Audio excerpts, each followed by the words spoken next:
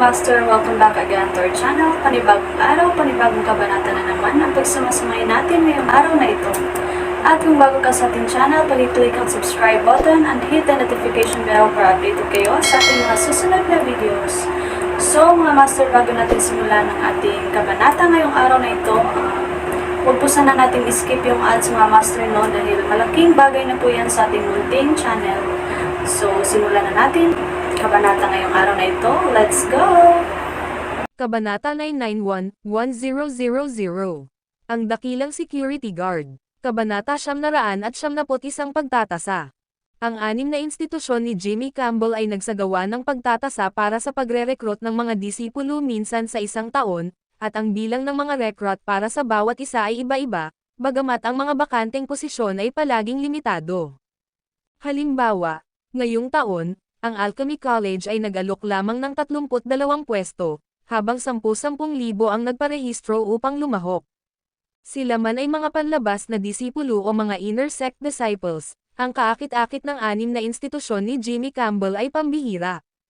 Total, ang pag-alam ng mas maraming kasanayan ay nagbigay ng mas maraming landas, ang pagiging dalubhasa sa alchemy ay nangangahulugan na ang isang tao ay maaaring kumita kahit saan sa hinaharap.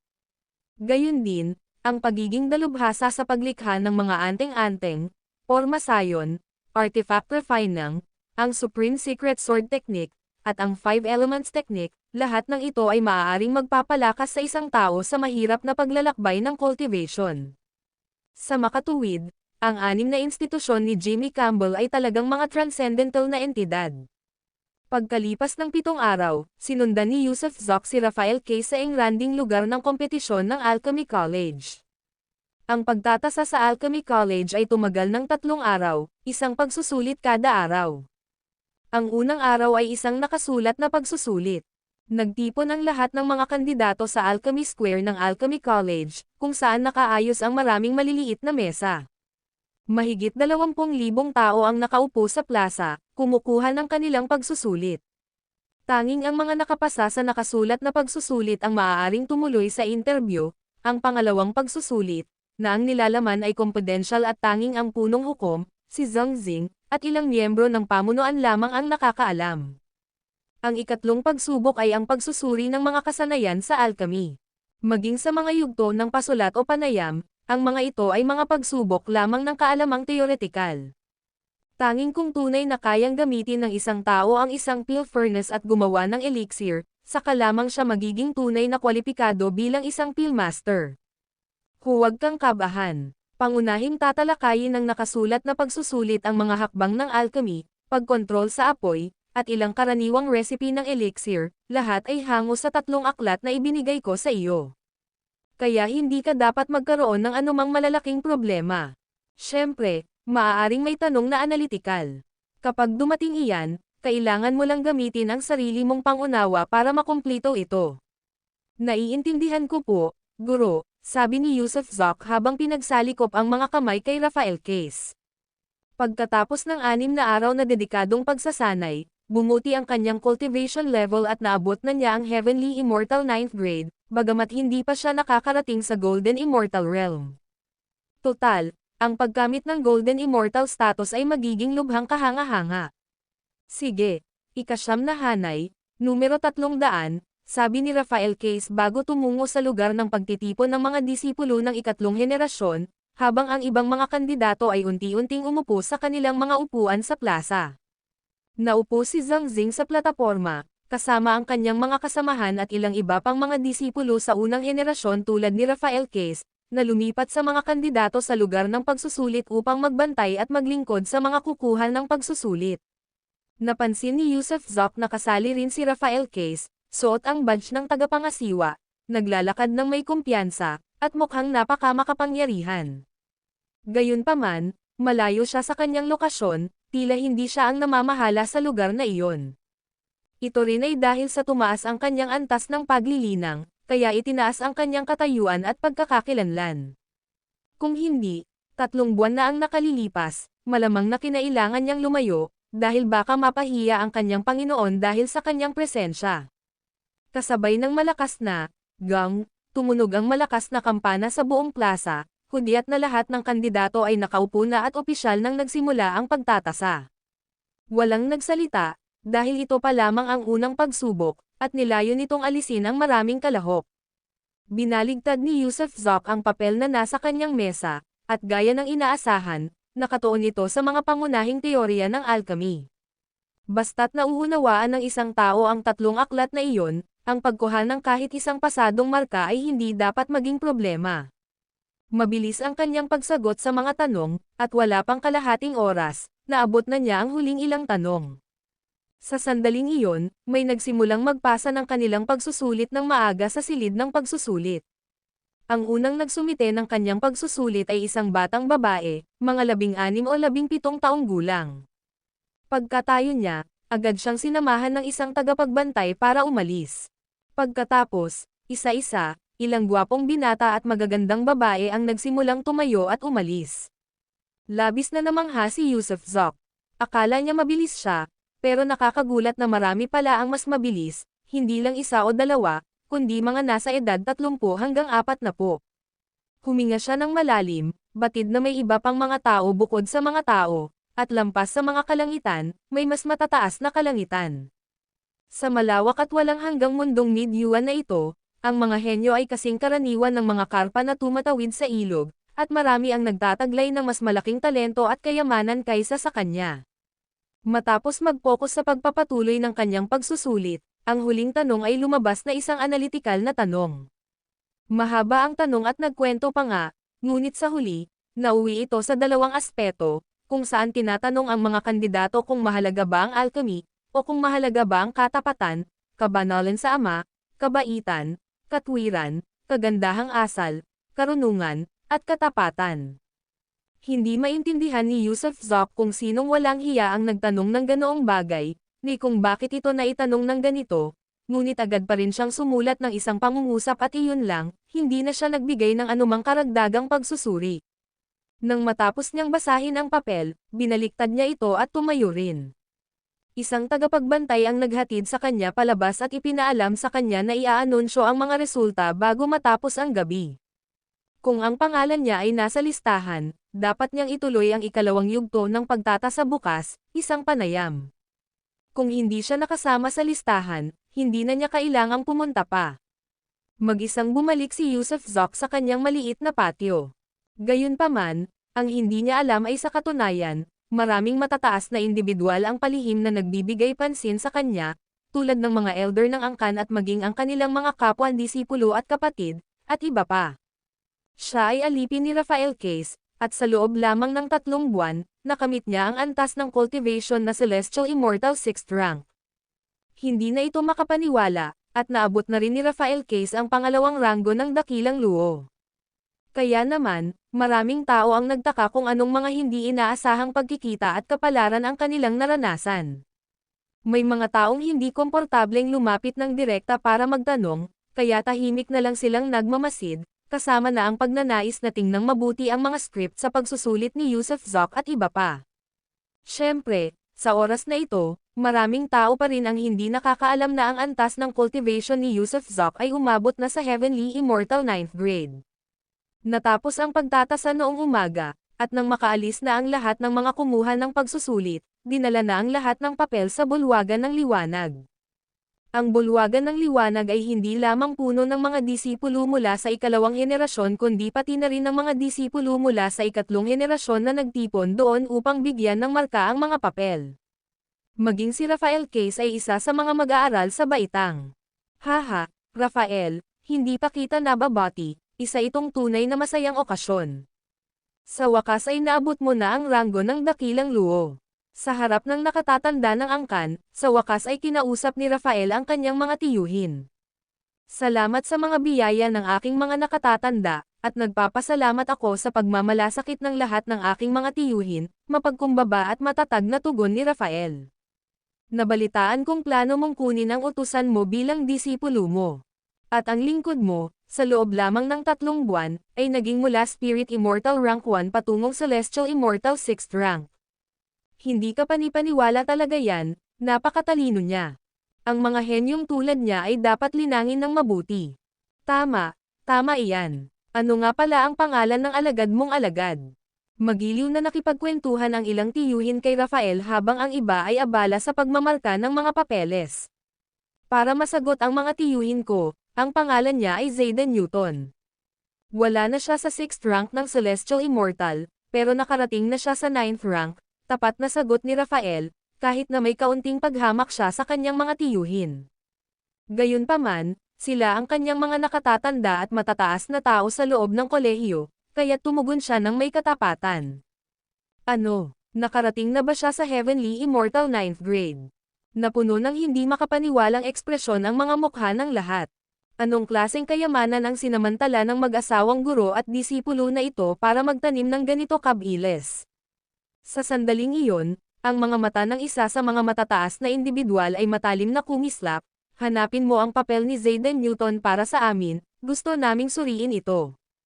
Isa itong pambihirang binata, at ang kanyang papel ay tiyak na kahanga-hanga. Guro, kasalukuyan kong minamarkahan ang papel ni Zayden Newton, tumayo ang isa sa mga disipulo ng ikatlong henerasyon, at ang disipulong ito ay walang iba kundi ang nagngangalang Dog, ang nakababatang kapwa disipulo ni Rafael. Oh, tingnan natin, kumusta naman ang resulta ng papel niya?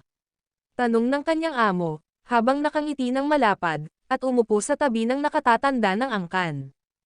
Agad na iniabot ni Disciple Dog ang papel sa kanyang Panginoon at yumuko, Guro, napakatibay ng teoretikal na pundasyon ni Zayden Newton. Nasagot niya ng tama lahat ng tanong sa unahan, pero medyo, ang huling tanong. Medyo, hindi mahigpit, lahat ng tao sa malaking bulwagan ay na-curious nang marinig nila ito.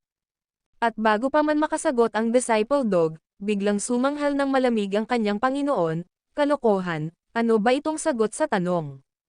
Talagang matapang. Ang video na ito ay edited by Urban Storytelling. Kabanata 972 sakit sa pag-iisip. Kalokohan, ano ba tong sagot na to? Walang ingat na pangahas. Galit na singgal ni Master Go, kitang-kita ang pagkirot ng kanyang mga sentido. Nagulat si Rafael Case, at gayon din ang iba pang nasa bulwagan. Ang Master Go na ito, na kilala bilang Edison Yates, ay ang pangalawang disipulo ng sect leader at isa rin sa pinakamatinding karibal ng sect leader. Hangad din ni Edison Yates na maging dekano ng kolehiyo. Ang pinuno ng sekta ay kasalukuyang may hawak lamang na posisyon bilang bise-dekano, at dahil si Edison Yates ay isa ring bise-dekano, kwalipikado rin siyang pumalit bilang dekano. May dalawa pang bise-dekano na naglalaban-laban din para sa posisyon ng dekano, at sila ang pangatlo at pang-apat na disipulo ng pinuno ng sekta. May mga disipulo si Rafael Case, at ang mga disipulong iyon ay nasa ilalim ng mga tiyuhing ito, na kabilang sa iisang sekta. Kuya, tingnan mo nga, anong kalokohan itong sinagot niya? Galit na sabi ni Edison Yates habang inihahagis ang papel sa pinuno ng sekta. Mausisang kinuha ng pinuno ng sekta ang papel at nang dali-dali niyang binasa ang huling tanong, hindi napigilan ang kanyang mga kilay na tumaas. Kita mo, hindi lang ito walang katuturan, kundi matapang din ito. Malamig na sabi ni Edison Yates. Tingnan natin, sabay-sabay na sumulyap ang pangatlo at pang-apat na disipulo sa sagot, pagkatapos ay lahat ay napanganga sa gulat. Kumunot ang mga talukap ni Rafael Case. Ano ba talaga ang isinulat ni Zayden Newton para hindi sumang-ayon ang apat na nakatatandang miyembro? Pang-apat na tiyo, maaari ko bang tingnan ang kanyang papel? Matapang na tanong ni Rafael Case ng sandaling iyon. Little Go, bakit hindi mo sabihin sa lahat ang sagot ni Zayden Newton at iligtas mo kaming lahat sa kuryosidad? Ang ikaapat na tiyuhin na ito ay nagngangalang Grant Rocha, isa ring bise-dekano. Tulad ng anumang secular na koanihan, ang Alchemy College ay mayroong isang dekano at isang grupo ng mga bise-dekano, na bawat isa ay namamahala sa iba't ibang gawain. Matinding tinitigan ni Master Go si Rafael Case, at malamig na sinabi, ang sagot na ibinigay nitong si Zayden Newton, isang simpleng katulong, ay, sabi niya may sakit daw sa ulo ang taong nagtanong niyan. Plop, muling napaluhod si Rafael Case. Nako, Zayden Newton, ikaw yata ang baliw. Hindi mo ba alam na ang mga nagtakda ng pagsusulit ay pawang mga disipulo ng ikalawang henerasyon? At ang tanong na ito ay malamang na itinanong ng kanyang pangalawang tiyuhin, si Edison Yates, kung hindi, paano siya magagalit ng ganito? Nasaan ang taong ito? Dalhin mo siya sa akin, gusto ko siyang tanungin kung bakit nagkasakit ang utak ko. Kung hindi niya ako mabigyan ng sagot, babalatan ko ang balat niya at gagamitin ko iyon para sa alchemy. Malakas na sigaw ni Edison Yates. Teka, biglang sinenyasan ng pinuno ng sekta ang lahat na tumahimik at nag-isip din, huwag na nating sayangin ang oras, ituloy na natin ang pagmamarka sa mga papel. Oo, mabilis na nag-focus muli ang lahat, dahil kailangang magrado ang mga papel sa lalong madaling panahon para sa pag-post ng mga resulta sa gabing iyon. Kuya, anong ibig mong sabihin dito? Tanong ni Edison Yates sa malalim na boses. Dahan-dahan lang, Edison. Malamang na hindi alam ni Zayden Newton na sa iyo ang tanong na iyon, kaya hindi niya sinasadyang insultuhan ka, sabi ng sect leader habang natatawang sabi, iba't ibang pag-iisip ang mga tao, at bawat isa ay may kanya-kanyang sagot. Dahil hindi niya nakuha ng tama ang tanong, markahan na lang niya ito ng mali. Bawasan ang mga kinakailangang puntos, alisin ang mga dapat alisin, at i-promote ang mga dapat i-promote. Tama, tama, tumango at ngumiti ang lalaking nasa katanghaliang gulang na nakaupo ng medyo malayo, sumang-ayon siya sa mga sinabi ng sect leader. Dapat tayong manatili sa isang patas na paninindigan. Pangalawang nakatatandang kapatid, dahil mali ang pagkakaintindi niya sa tanong, mamarkahan natin ito bilang mali. Tungkol naman sa mga pang-iinsulto, marahil ay mayroon siyang ibang pananaw na dapat nating hayaang ipahayag niya. Kung hindi, magmumukha kaming medyo maliit ang ginagawa namin. Sabi nga, sa pagpaparaya ay may kadakilaan, sa paglayo ay may kalakasan. Kapag nakita natin si Zayden Newton mamaya, maaari natin siyang hingan ng paliwanag. Pangalawang tiyo, pagbalik ko mamaya, kailangan kong baliin ang mga binti ng walang kwentang aso na yan. May mabahong bibig siya at walang ingat na katapangan. Please, pangalawang tiyo, kumalma ka, sabi ni Rafael Case, tumatango at yumuyuko habang sinusubukang linisin ang problema para kay Yusuf Zoc. Siyempre, naiintindihan ni Rafael na ang kanyang tagapagturo, ang pinuno ng sekta, ay nakatayo sa tabi niya at ni Zayden Newton. Nagsimulang magpaligsahan ang pinuno ng sekta at si Edison Yates sa isyong ito. Ikaw, Edison Yates, may gusto kang pakialaman, at ako, na pinuno ng sekta mo, ay hindi papayag. Nasa likod ko si Zayden Newton, ano ang magagawa mo sa akin? Hindi na kailangang baliin ang mga binti niya, pero gusto ko talagang makilala ang mababanggas na disipulong ito at makita kung gaano siya kamatapang. Siyempre, lahat ay gagawin gaya ng sinabi ng nakatatandang kapatid, isa ay isa, dalawa ay dalawa, ang mga dapat sumulong ay susulong, ang mga dapat alisin ay aalisin. Hindi na nagpatuloy si Edison Yates sa pagtutol sa pinuno ng sekta, ngunit sa sandaling iyon, sinulyapan niya ng masama ang disipulong nag-aangking Go.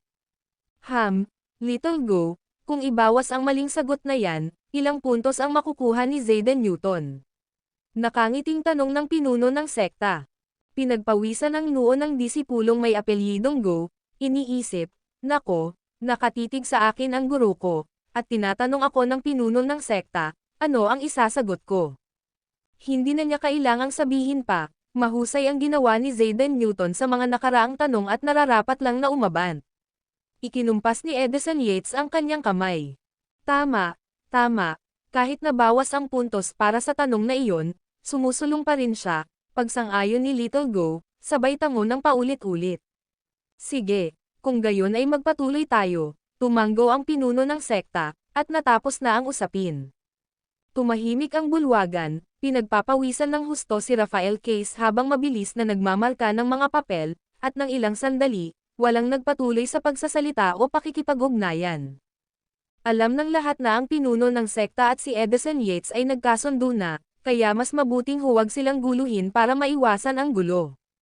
Kuwait. Samantala, si Yusuf Zoc ay masayang humihigop ng tsaa sa kanyang maliit na patio, hindi nag-aalala tungkol sa huling tanong, dahil nasagot niya ng tama ang lahat ng nauna, at kung tutuusin, dapat ay maayos din ang kanyang pasado.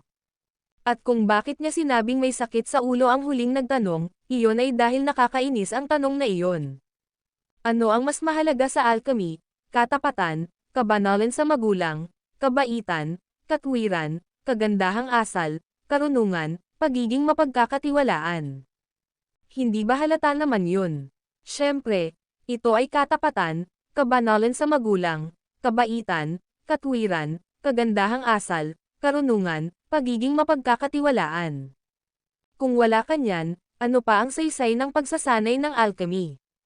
Isa ka lang talagang HIYAK. Kaya, itinuring din ni Yusuf Zoc na isang HIYAK ang taong nagtanong. Pinipigilan na siya nang hindi niya isulat sa sagot na humahagulgol ang nagtatanong. Siyempre, alam ni Yusuf Zoc na makakasakit ito ng damdamin ng isang tao, pero paano naman iyon? Wala siyang nararamdamang pagiging kabilang sa Campbell sect, at bukod pa riyan, ang mga nagtatanong ng ganoong mga katanungan ay nararapat lamang na sampin, kung hindi, siya ang magdurusa. Kuwit, bago Gam-Abi, ang pinto ng patio ay sinipa ng mabuksan ng walang iba kundi si Rafael Case mismo. Sumugod siya papasok, sabay sigaw kay Yusuf Zoc, "Anak ka ng pagong, papatayin kita." Hindi umimik si Yusuf Zoc, sinulyapan lang si Rafael Case mula ulo hanggang paa, na agad na nagpawi ng galit ni Rafael Case nang imulat niya ang kanyang mga mata at tumayo sa harap ni Yusuf Zoc na may malungkot na mukha. "Guro Lolo, maaari po ba na huwag ninyo akong guluhin sa hinaharap? Sino ang anak ng pagong?" Tanong ni Yusuf Zoc na natatawang nakatingin kay Rafael Case. Ako lang ito, anak ako ng pagong, hindi maaaring ikaw iyon, Ginoo." Mas mabilis na binago ni Rafael Case ang kanyang tono kaysa sa pagbaligtad ng libro, tinapik ang kanyang dibdib at ipinahayag ang kanyang sarili na anak ng pagong. Saka lamang tumango si Yusuf Zoc sa kasiyahan at nakangiting nagsabi, "Nakita mo ba ang papel ko? O ang sagot ko ba sa tanong na iyan ay nagdulot ng problema para sa iyo? Ano sa tingin mo? Kung hindi pumasok ang guro ko ngayon, malamang binalatan ka na ng pangalawang nakatatanda ko." Siya ang nagtanong niyan. "Paano mo masasagot na may sakit siya sa ulo? Kahit na masakit ang ulo niya, hindi mo naman basta-basta pwedeng isulat yan. Oh, ang pangalawa mong nakatatanda.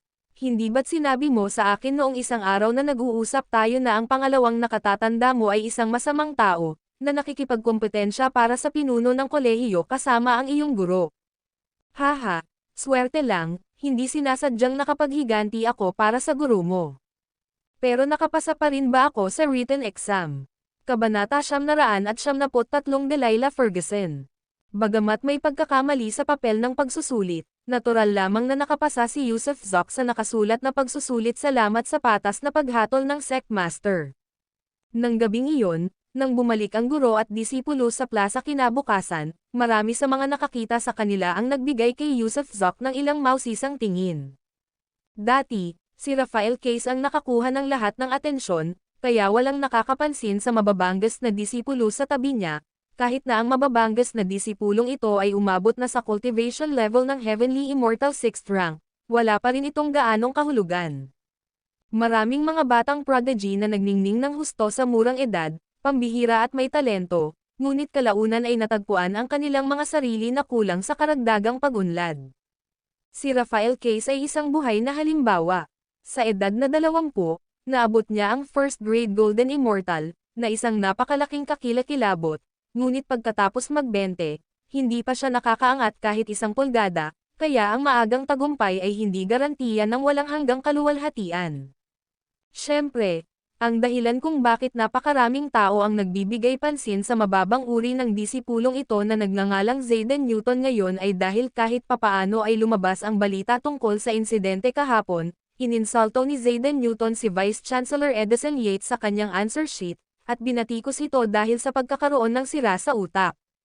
Bagamat marami ang gustong sampain ang mga tanong na ibinigay ni Edison Yates, walang ibang nang-ahas na hayagang isulat ang mga ganitong sumpa sa kanilang mga sag-utang papel, sa pinakamarami, sila ay magmumura sa kanilang sariling isipan.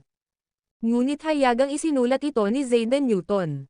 Tila minana ng lubusan ni Zayden Newton ang talento ng kanyang Panginoong si Rafael Case, na medyo nagmumukhang tanga, kaya marami ang sabik na makita kung anong klaseng tanga siya.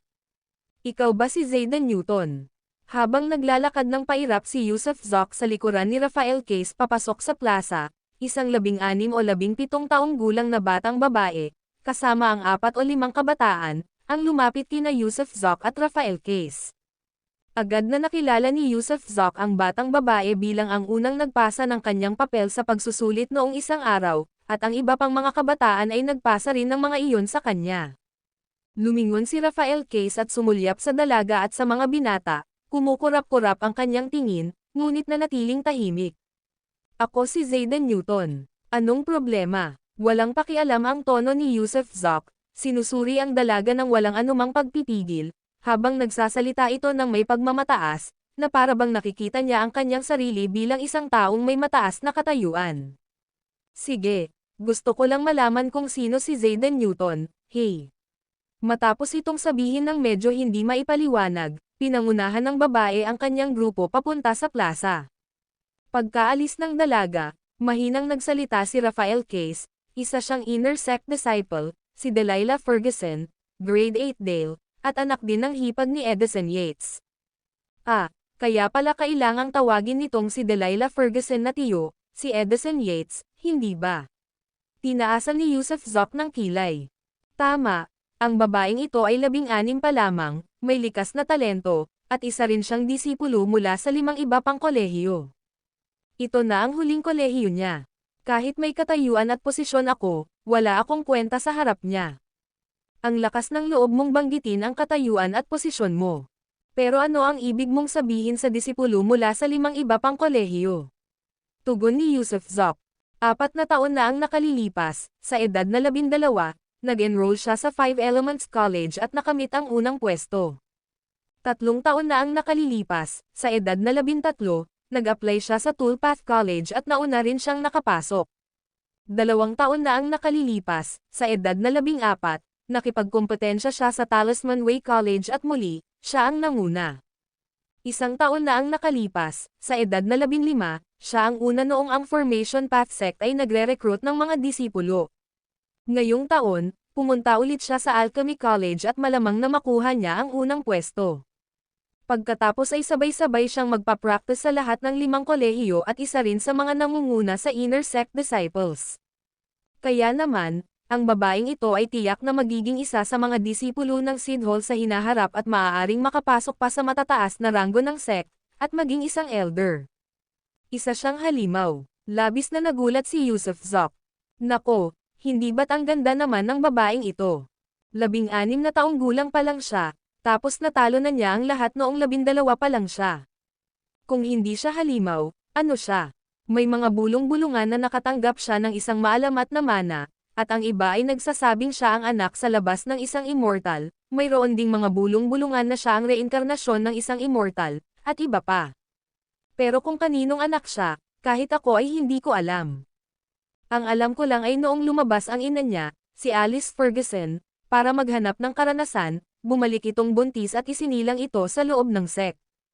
Kung tungkol sa pagkakakilanlan ng ama, hindi pa ito kailanman sinabi ni Alice Ferguson kaninuman. Siyempre, posible rin na ipinanganak siya sa labas ng kasal, na si Alice Ferguson ay medyo mapangahas, pero may itsura naman siya, sok-sok, nadala na sa kalokohan ang matandang lalaki, at 2 beses pa siyang natatarantang magsalita. Kahit na isa siyang batang ipinanganak sa labas ng kasal, paano siya nakakapag-cultivate ng ganito kabilis? Masyadong demonyo, di ba? Puno ng pagkalito si Yusuf Zok. 16 na taong gulang at isa na sa Great Luo 8th rank. Hindi iyon kapanipaniwala, napaka-demonyo talaga. Kaya na niyang magsalita sa alauna, tumakbo sa 2:00, lumipad sa 3:00, at pagsapit ng 4:00, nakabasa na siya ng libu-libong libro. Sa edad na 5 taon, isa na siyang napakasamang Golden Immortal. Isa rin siyang disipulo sa pangalan sa ilalim ni Jimmy Campbell, ang Sect Master, at ang inaanak ng maraming matatanda. Ang mga pinuno ng 5 kolehiyo ng Campbell Sect ay itinuturing siyang disipulo sa pangalan. Ngayon ang Alchemy College na lang ang natitira. Kapag nakuha na niya ang unang pwesto, malamang nalalabas ang aking tagapagturo mula sa kanyang pag-iisa upang tanggapin siya bilang kanyang disipulo sa pangalan. Makahulugang tanong ni Yusuf Zok, paano naman ang mga kasamahan na sumusunod sa kanya?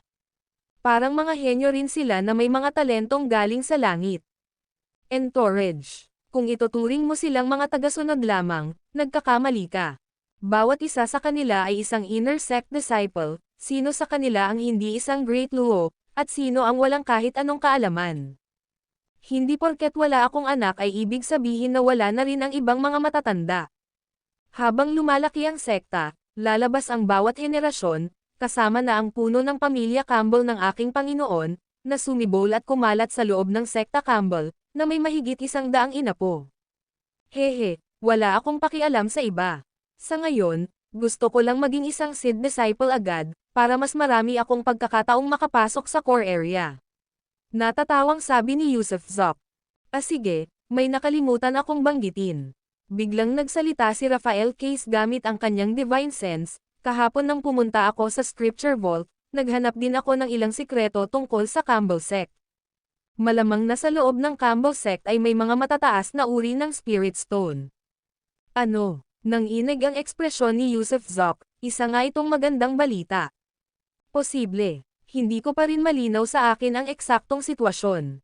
Tiningnan ko ang mga talaan tungkol sa pabuya ng taong iyon gamit ang mga top-grade Spirit Stone, at noon ay lumahok din ang Sect Master ng Campbell Sect, nakisali sa pagsisikap na Poxane ang pangalawang klaseng sect na iyon. Gayunpaman, hindi tinukoy kung sino ang tuluyang nagpabagsak sa kanila, o kung sino ang nagtapos sa pagkakaroon ng Superior Immortal Spirit Stones. Pero, dahil interesado ang Sect Master ng Campbell Sect sa Superior Immortal Spirit Stones, pagkatapos ng maraming taon, malamang nakakuha na siya ng ilan, di ba? Magaling, gumagawa ka ng mga conclusion mula sa isang bagay para mahinuha ang iba at naisip mo pang maghanap ng mga lumang bounty case para makahanap ng mga pahiwatig tungkol sa Superior Immortal Spirit Stones. Mukhang hindi nasayang ang pagtulong ko sa pagpapataas ng iyong antas ng kultura, madali kang turuan. Tumingin si Yusuf Zok kay Raphael Case ng may pagpapahalaga. Hehe, tungkulin kong maglingkod sa iyo, Panginoon. Habang nakikipag-usap ang dalawa sa Divine Sense, pumasok sila sa gitna ng lugar ng pagsusulit. Ang bilang ng mga kumuha ng pagsusulit ngayon ay nabawasan ng kalahati mula kahapon, mga 10,000 o higit pa, at nang dalhin ni Raphael Case si Yusuf Zok sa lugar ng pagsusulit, agad siyang umalis. Ngayon ang yugto ng panayam, ibig sabihin ay kailangan mong sagutin ang mga tanong ng taga-suri. Ano man ang itanong nila, kailangan mong sagutin ng tama, kung hindi ay matatanggal ka. Zayden Newton, dito ka, maghanda ka para sa pagsusulit. Tinawag si Yusuf Zok sa isang maliit na grupo ng tagapangasiwa kahapon, at sa loob ng grupong iyon ay may humigit kumulang 100 tao rin.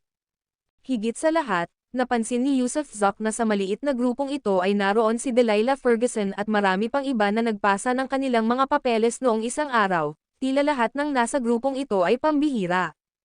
Ang video na ito ay edited by Urban Storytelling.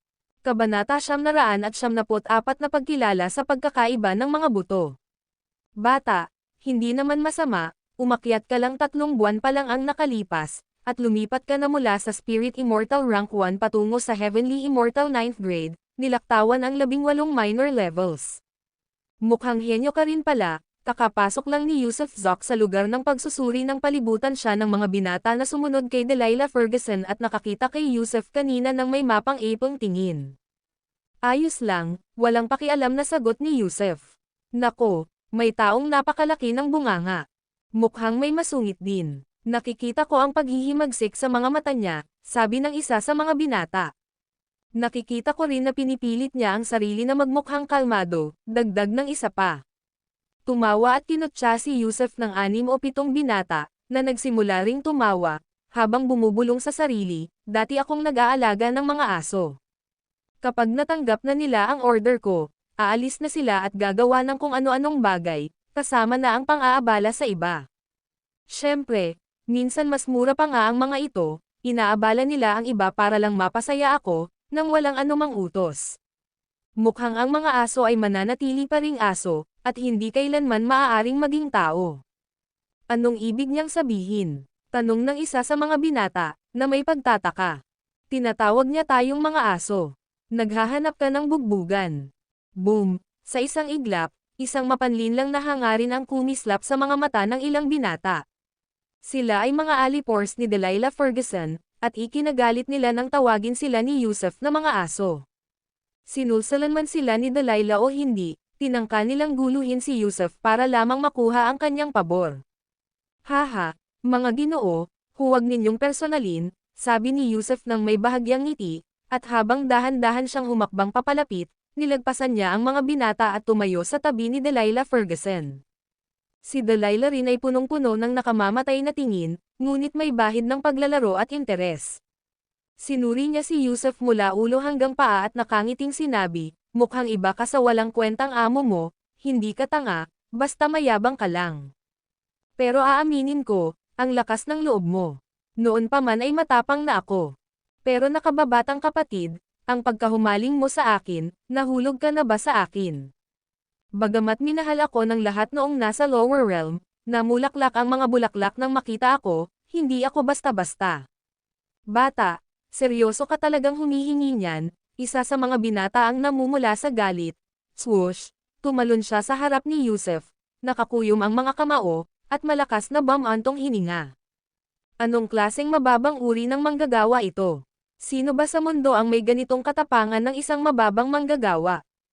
Ang kanyang katayuan bilang isang mababang manggagawa ay tila natabunan ang kanila bilang mga inner sect disciples, iyong mga may matataas na katayuan at katayuan, na halos magpasabog sa baga ng mga binata sa galit. Ayoko talaga sa mga taong nanloloko, sabi ni Yusuf, habang natatawang sumusulyap sa mga binata, lahat ng sigawan at pagbabante ninyong sasabugan, ako gamit ang mga titig ninyo, nakakatawa ba ito para sa inyo? Ito ang paligsahan sa pagsusulit ng Alchemy College. Hindi mo ba alam na kahit ang pagsasalita ng malakas ay bawal dito, lalo na ang pakikipaglaban at pagpatay? Kaya tigilan mo na yan, itigil mo na yang ginagawa mo. Ikaw, galit na galit ang mga binata kaya nawalan sila ng masabi, dahil sinasabi ni Yusuf ang totoo, ito ay isang lugar ng pagsusuri, kung saan bawal kahit ang malakas na pagsasalita, lalo na ang pribadong pag-aaway. Tama na, biglang singit ni Delilah ng mariin, sinasadya kanyang pukawin, hindi mo ba naririnig? Ang galing mo talaga, maliit na manggagawa. Maaalala kita mula ngayon. Ang pangalan ko ay Zayden Newton, gaya ng sa Newton, mula sa Zayden Newton, Dale, gaya ng sa Dale, mula sa Zayden Newton, masayang sagot ni Yusuf.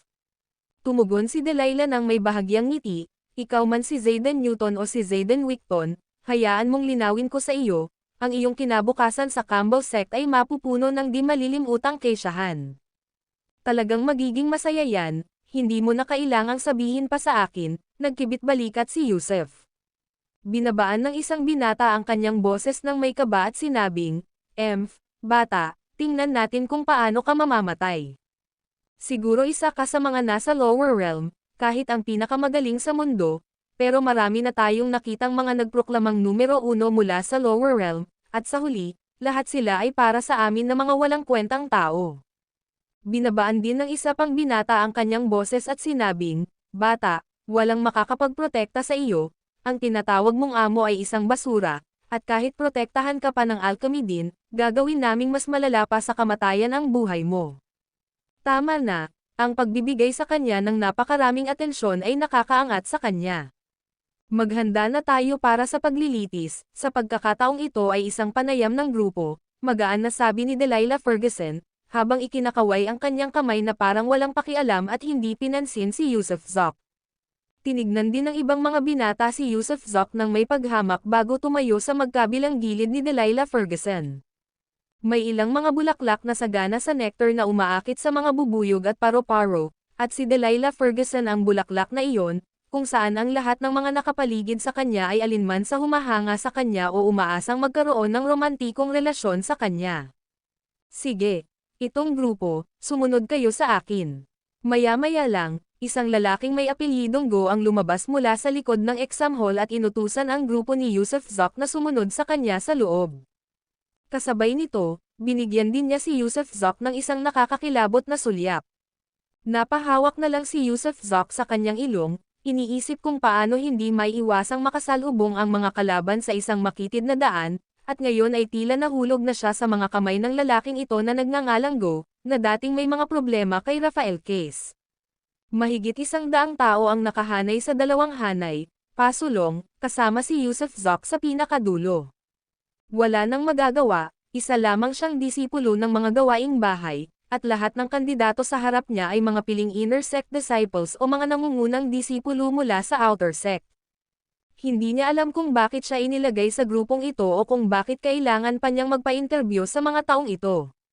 Sa gitnang likuran ng plaza ay mayroong isang matayog na bulwagan, at sa ilalim ng mga bunganga ng bulwagan na iyon ay may 4 na karakter na lubos na ikinagulat ni Yusuf Zok, Dugong Bakal, Puso ng Alkemiya. Nang makita ang mga karakter na ito, naisip niya ang isang kanta at hiniling na sana ay bunutin niya ang kanyang banal na pana at barilin ang mga walang hiya na kabataang iyon sa harap niya. Malawak ang bulwagan, na may mataas na simboryo, at 4 na individual ang nakaupo sa itaas ng bulwagan, 8 pa ang nasa ibaba nila, at 16 naman ang nasa ibaba nila. Gayunpaman, bukod sa pinuno ng sekta na nasa gitna, wala ni isa sa kanila ang nakilala ni Yusuf Zok, at wala rin si Rafael Case. Pagpasok niya sa bulwagan, mabilis na napunta ang tingin ng lahat kina Delilah Ferguson at sa iba pa at natuon ang pansin sa kanya. Gayunpaman, nanatiling tahimik siya at iniwasan ang pakikipagtitigan sa kahit sino, at nakatuon lamang ang tingin sa likod ng mga kandidatong nasa harap niya. Sige, simulan na natin. Tumayo ang isang ikatlong henerasyong disipulo na responsable sa pagsusulit at, sabay kaway ng kamay, inilabas ang isang mesa na may parang bone fossil sa ibabaw, kasama ang isang tumpok ng mga baraha sa sulok. Lahat ng kandidato ay dapat dumaan sa mesa ng salaitan, kunin ang bagay upang matukoy kung ano ito, at magsulat ng paliwanag sa isa sa mga card. Siyempre, dapat walang komunikasyon. Pagkatapos isulat ng bawat tao ang kanilang sagot at pangalan, dapat nilang agad na ilagay muli ang card sa mesa. Isa pang puntong dapat tandaan ay ang sino mang sumagot ng mali ay agad na matatanggal. Ang mga makakasagot ng tama ay mananatili upang lumahok sa pangalawang tanong sa panayam, kaya simulan na natin at sulitin ang ating oras. Nagtaka ang mausisang si Yusuf Zok sa likuran kung anong klaseng panayam ito, na siyang dahilan kung bakit nila natukoy ang isang fossil ng buto. Para ba matukoy ang uri ng buto o para malaman ang petsa nito? Medyo naguluhan siya. Gayunpaman, ang mga taong nasa unahan ay nagsimula ng sumulong, pinulot nila ang buto at sinuring mabuti ito bago mabilis na isinulat ang kanilang mga sagot at inilagay sa mesa. Ang video na ito ay edited by Urban Storytelling. Kabanata 975 ipagpatuloy ang konfrontasyon. Halos 100 tao ang mabilis na nagsalit-salit sa sinuri ang fossilized na buto, at sa loob ng halos kalahating oras, perno na ni Yusuf Zok, ang huling tao sa pila. Pinulot din ni Yusuf Zok ang buto at magarbong sinuri ito, ngunit wala siyang ideya kung anong uri ng buto iyon. Bukod pa rito, ito ang eksena ng panayam sa alchemy competition, kaya kahit makilala niya ang buto, ano pa ang magiging epekto nito? Hindi tama yan. Habang sinusuri ni Yusuf ang buto, bigla siyang nakaramdam ng lamig sa kanyang kamay. Isang mahina, halos hindi maramdamang hininga ang tumagos sa kanyang balat at naglaho ng walang bakas. Matapos itong mawala, wala siyang naramdamang kakaiba sa kanyang katawan, kahit ang hiningang iyon ay wala na siyang makitang bakas sa loob niya. Maaari ba itong makamandag? Biglang nagliwanag ang mga mata ni Yusuf nang may maisip siyang katotohanan. Dali-dali siyang kumuha ng card at isinulat ang sagot niya. Siyempre, hindi lang basta nakalalasan, ang sagot niya. Ipinaliwanag niya na ang uri ng buto ay namatay dahil sa pagkalason, at bilang isang pillmaster, kukunin niya ang lason mula sa buto at susuriin ito upang mapino ang lason o makagawa ng mga antidote elixir. Sa huli, idinagdag niya ang mga salitang walang katapusang paggalugad. Ang mga nagsasagawa ng alchemy ay palaging abala sa walang katapusang paggalugad, pamilyar man o hindi, lahat ng uri ng mga bihirang bagay ay kailangang tuklasin at paunlarin ng mga alchemist bago ito makilala ng mundo. Pagkatapos magsulat, mabilis na bumalik si Yusuf sa likuran ng karamihan. Sa sandaling iyon, kinuha ng tagasuri mula sa ikatlong henerasyon ng mga disipulo ang lahat ng baraha sa mesa at ngumiti, maghintay ng 10 hininga pa. Maghintay ka pa ng 10 hininga. Ano ang ibig sabihin yan? Maraming tao ang medyo naguluhan, hindi nauunawaan ang layunin. Ang bulwagan ay naging tahimik ng hindi pangkaraniwang oras habang tinitingnan ng lahat ang mga segundo, ngunit bago pa sila makabawi mula sa sandaling lumipas ang 10 hininga, isang plop, ang marahas na bumagsak sa lupa, walang malay, dumudugo mula sa bibig at ilong, at ang kanyang mukha ay umitim na, malinaw na nagpapahiwatig na siya ay nalasan. Nagulat ang lahat, ngunit ang mas nakakagulat ay kasabay ng pagbagsak ng eksamini na ito, isang malawakang tunog ng mga bangkay na nahuhulog ang umalangaw sa buong lugar, na parang mga gansang sumisisig sa tubig. Sa isang kisap mata, mahigit 80 tao ang bumagsak. Mga 15 na lang ang nakatayo pa rin. Siguro nga ang buto ang naglabas ng mga lason, na hindi namamalayang nakalalasan sa karamihan ng mga tao. Mabuti na lang at immune ako sa lahat ng lason. Taglay ni Yusef ang mga purple blood beads, kaya immune na rin siya sa lahat ng lason. Walang lason ang maaaring makaapekto sa kanya. Sa sandaling iyon, kahit may naramdaman siyang pumapasok sa kanyang katawan na kalaunan ay nawala, hindi niya ito alintana dahil automatikong magde-detox sa kanya ang mga purple blood beads. Siyempre, natakot din siya dahil anong klaseng panayam ito. Halos nakamamatay iyon. Pagkatapos, malamig na iwinagayway ng tagasuri ang kanyang malaking manggas, ang mga nadapa, dalhin sila para sa paggamot, direktang patayin sila. Mabilis na kinaladkad palabas ng ilang tao ang mga nakatumbang eksamini, habang nagpatuloy ang examiner, bilang isang kwalipikadong fieldmaster, hindi mo basta-basta hahawakan ang isang bagay na hindi sigurado bago ito matukoy. Pinatay ng kuryosidad ang pusa, maraming alchemist ang namatay dahil sa kuryosidad. Siyempre, ang kuryosidad ay likas din sa ating mga alchemist, at gayon din sa eksplorasyon, ngunit bago ka mag-explore, dapat mo munang siguraduhin na mapoprotektahan mo ang iyong sarili. Natitiyak kung kahit nalasan na ang mga natitirang examinees na nakatayo pa rin, nagawa mong ma-neutralize ang lason. Ganito ang hitsura ng isang tunay na fieldmaster, hindi yung hinimatay kapag may nakasalubong na hindi kilalang bagay. Hay nako, huminga ng malalim si Yusef. Tunay na pambihira ang pagsusulit na ito, sino ang mag-aakala na ang buto ay may ganitong sikreto? Siyempre, ang 15 ninyong natitira ay hindi pa katumbas ng pagpasa, kailangan pa naming tingnan ang inyong mga sagutang papel. Pagkatapos sabihin ito, pinili ng tagasuri ang mga sagutang papel ni na Yusef at ng iba pang 14 na tao. At ang unang sagutang papel ay kay Yusef, dahil ito ang nasa itaas. Zayden Newton, nakapasa. Sinulyapan ito ng tagasuri at kinumpirma na nakapasa nga si Zayden Newton. Ang sagot niya ay bahagyang naaayon sa tema ngayon. Sa pagtingin sa buto, una, ito ay para lasunin ka, at pangalawa, ito ay para subukan kung bakit mo sinusuri ang buto. Ang sagot ni Zayden ay una, ito ay nakalalasan, at pangalawa, ang lason ay maaaring makuha para sa alchemy o kahit na para pinuhin ang isang antidote. Iyan ang ginagawa ng isang fieldmaster, na may kakayahang gumawa ng mga hinuha tungkol sa ibang mga kaso mula sa isang pagkakataon. Nang marinig ang anunsyo ng tagasuri na pasado si Zayden Newton, ang mga kilalang tao na nakaupo sa entablado ay labis na nagulat, lalo na si Edison Yates, na sa mabilis na pagsipsip ng kanyang kamay ay hinayla ang answer sheet ni Yusef.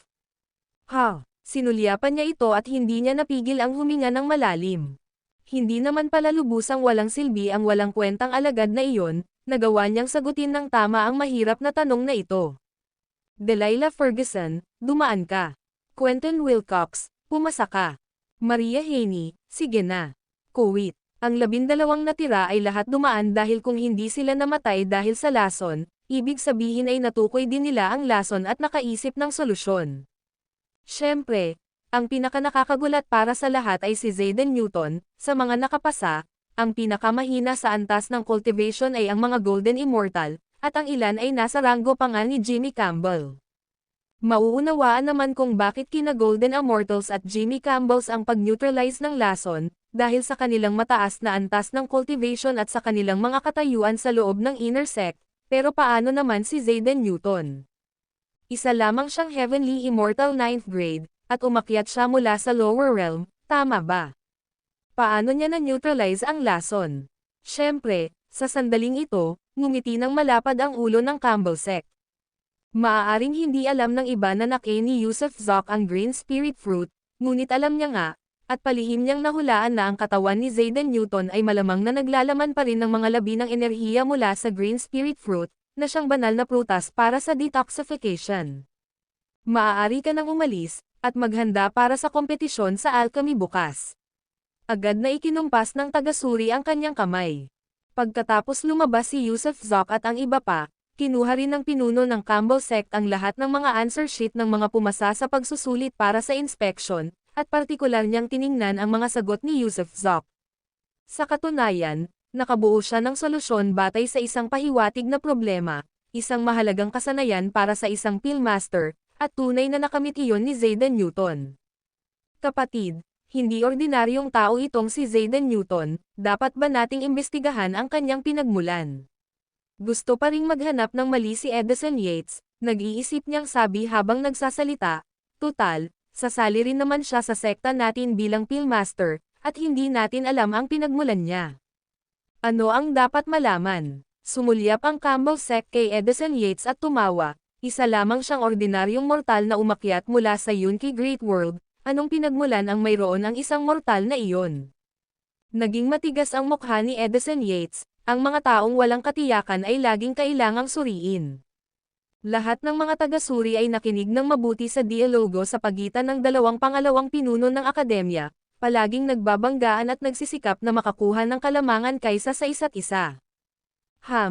Tama ka, kailangan talagang suriin ang mga taong walang katiyakan. Biglang pumayag ang Campbell sect. Tuwang-tuwa si Edison Yates, at agad na tumayo at nagsabing, mabuti, kung gayon ay magpadala muna tayo ng isang tao para imbestigahan siya, at kung kinakailangan, halugugin ang kanyang kaluluwa, o pumunta pa nga sa lower realm para sa imbestigasyon. Oo, hayaan na natin si Go ang bahala dyan. Opo, guro, iyon si G. Tuwang-tuwa rin si Go, dahil sumang-ayon ang pinuno ng Campbell sect, napakagandang pagkakataon para sa paghihiganti. Little Go, sandali lang. Bulalas ng ulo ng Campbell sect sa harap ni Mr. Pwede nang umalis si Go, habang nakangiti ng malapad, hindi ko patapos ang sasabihin ko, ano ba ang pinagkakaabalahan ninyo ng disipulo mo?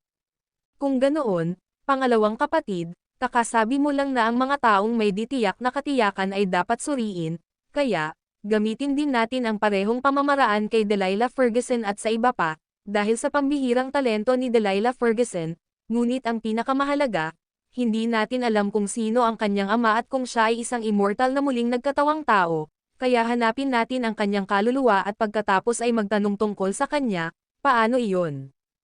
Paf! Halos humagalpak sa tawa ang marami sa bulwagan, dahil malinaw na naghahanda ng patibong ang ulo ng Campbell sect para kay Edison Yates. Hindi nga alam ang pinagmulan ni Delilah Ferguson, bagamat lumaki siya sa sekta, tama ang iniisip ng Campbell sect, sino ang kanyang ama, at bakit siya napakagaling. Maaari ba siyang maging isang immortal na reincarnate?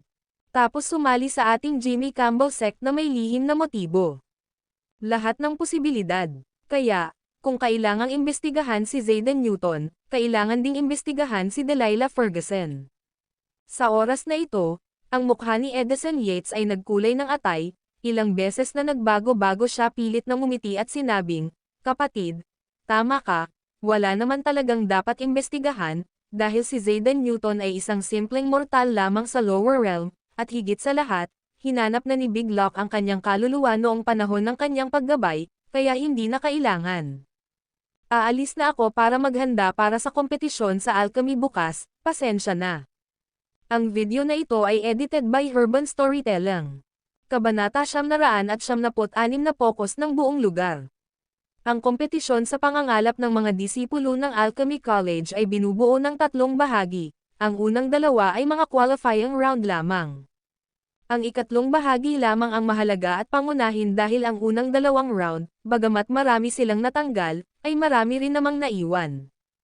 2,000 kandidato ang dumalo para sa pagtatasa sa ikatlong araw, pawang nag-aagawan sa isa sa 32 pwesto.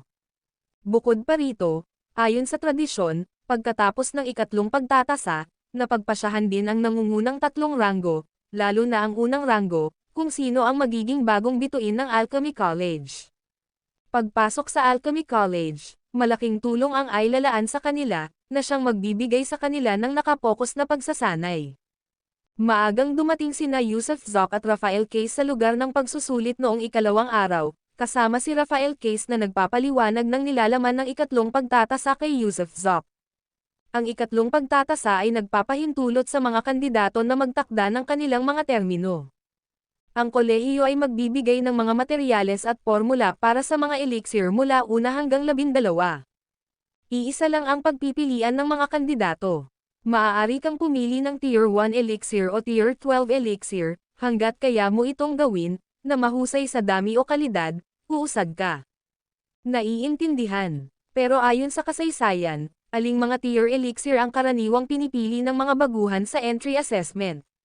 Tanong ni Yusuf, na may kuryosidad. Siyempre, Tier 1 yan. Papasok ka pa lang, hindi ka pa nga nakakalabas ng pinto. Dati, kakaunti lamang ang kaalamang teoretikal na mayroon ka. Magkaiba talaga ang alkemiya at teorya. Hanggat nakakagawa ka ng isang Tier 1 elixir na mas mahusay sa dami at kalidad, dapat ay makakausad ka. Mayroon na bang nakapili ng Tier 2 elixir? Patuloy ni Yusuf. Meron naman, pero kakaunti lang. Total, isa lang ang pagkakataon mo. Kung babagsak ka, hindi ka na magkakaroon ng pagkakataong magparehistro muli, at hindi na muling magbubukas para sa iyo ang mga pintuan ng Alchemy College. Anong baitang sa tingin mo ang pipiliin ni Delilah Ferguson? Nakangiting tanong ni Yusuf. Siya, pinaikit din ni Rafael Case ang kanyang mga mata habang humihinga ng malalim, talagang Tier 2, hindi Tier 1. Gusto niya talagang makuha ang unang pwesto, at hindi naman siya nagkukulang sa resources. Isa pa, tiyuhin niya si Edison Yates, kaya malamang ay may karanasan na siya sa alchemy. Isa pa, isa siyang henyo, kaya ang pagpili ng isang Tier 1 elixir, kahit manalo siya, ay magtatakpan ng reputasyon niya bilang isang henyo. Tingnan natin, tumanggaw si Yusuf. Kumusta ka naman? Aling baitang ang pipiliin mo? Hindi mo pa sinasabi sa akin kung anong Tier elixir ang kaya mong gawin, pamimilit ni Rafael Case. Ikalawang baitang lang, hindi mataas ang talento ko sa alchemy, nagkibit balikat si Yusuf. Nako, huminga ng malalim si Rafael Case, hindi rin naman masama ang Tier 2. Hanggat kaya mo pa rin gawin ang Tier 2 spirit tulad ng ginawa mo sa Jade Sea at Cloud Sky, sisiguraduhin kung makakapasok ka. Siyempre, hindi mo dapat ilantad ang iyong yin-yang heart flame. Sinasabi ko sa iyo, kung mabubunyag ito, hindi mabilang na tao ang mag-aaway dahil dito, kahit ang aking amo at lola ay matutokso. Huwag mo akong sisihin kung hindi kita binalaan. Haha, nagsasalita ka ba talaga ng lihim sa iyong amo at lola? Tumawa ng malakas si Yusuf. Hindi ko mapigilan. Alam ko kung saang bahagi nilagyan ng mantikilya ang tinapay ko. Sa ngayon, tayo ang pinakamalapit, di ba? Ngumisi si Rafael Case. Lumayo ka sa akin, mabaho ang hininga mo. Sinulyapan siya ni Yusuf. Kalokohan yan, saan ako gagawa? Dahil lang iyon sa sobrang init ko ilang araw na ang nakalipas, may hapdi sa puso, tiyan, at lalamunan, kaya may kaunting amoy mula sa bibig ko. Pero wala na iyon ngayon, sana huwag mong insultuhan ang pagkatao ko, at huwag mong saktan ang pagpapahalaga ko sa sarili. Pinatigas ni Rafael Case ang kanyang batok at tumutol. Sige, mali ako. Pwede ba tayong tumigil sa pag-uusap ngayon? Nandito na kami sa bulwagan ng pagsusulit. See you. Hindi na nagsalita si Yusuf kay Rafael Case at naglakad na papasok sa exam hall. Sa totoo lang, nasiyahan siyang makipag-usap sa matandang lalaki, talagang interesante iyon. Bagamat ang kanilang relasyon ay alipin at Panginoon, o posibleng tagapayo at disipulo, ang kanilang komunikasyon ay nagbahagi ng kasiyahan sa isa't isa. Kaya naman, matapos ang kanilang pag-uusap nitong mga nakaraang araw, halos magkasundo na sila. Bumunot si Yusuf ng mga numero, nakatumbas ng numero 33 ng Peel Furnace, isang malas na numero dahil 32 lamang ang natanggap, ang sinumang ibang kandidato ay tiyak nakakabahan ng husto. Gayunpaman, mahinahong naglakad si Yusuf papunta sa numero 33 Peel Furnace at umikot dito. Habang paikot-ikot siya sa Peel Furnace, biglang sumigaw si Delilah Ferguson, na nakatayo 5 hakbang sa kaliwa niya. Nagulat na tumingin si Yusuf sa babae, nakabunot ito ng numero 32. May isa pang lumapit sa kanyang kanan, isa pang babae, mga 20 taong gulang, Naalala ni Yusuf na ang pangalan nito ay parang Maria Haney, magkasama silang dumalo sa interview. Sa harap niya ay isa sa mga tagapaglingkod ni Delilah Ferguson, isang makisig na binata, at sa likuran niya ay isa pa sa mga tagapaglingkod ni Delilah, isang makisig ding binata. Maraming tao ang pumunta sa kani-kanilang mga pill furnace para tingnan ang mga ito at pagkatapos ay nagtipon sa paligid ni Delilah Ferguson, nagsimulang magbulungan. Si Maria Haney ang hindi sinasadyang nagkatitigan sila ni Yusuf Zoc, at natawa pa at yumuko, tila masayang masaya. Lahat ng kandidato, katahimikan. Sa wakas, nagsalita ang tagasuri para sa ikatlong kaganapan, at laking gulat ng lahat, si Edison Yates pala, ang responsable para sa pagsusulit sa alchemy ngayon. Agad na tumahimik ang plaza, at nagpatuloy ng malakas si Edison Yates. Ang mga patakaran sa pagsusulit ngayon ay nakapaskil na sa pisara, kaya hindi na magpapaliwanag pa ang Alchemy College. Sa madaling salita, sukatin ang iyong mga kakayahan ng naaayon, matatanggap ka man o matanggal, umaasa ang Alchemy College na taos-puso ninyong matatapos ang pagsubok ngayon. Ang lalaking ito ay isa lamang bisedekano, hindi man lang punong bisedekano, ngunit paulit-ulit niyang sinasabing, ang Alchemy College, na parang ipinapahayag sa mundo na malapit na siyang magtagumpay bilang dekano. Gaya ng nakagawian, nakapaghanda na kami ng 12 uri ng mga materyales at formula ng elixir, kaya simulan na natin ngayon.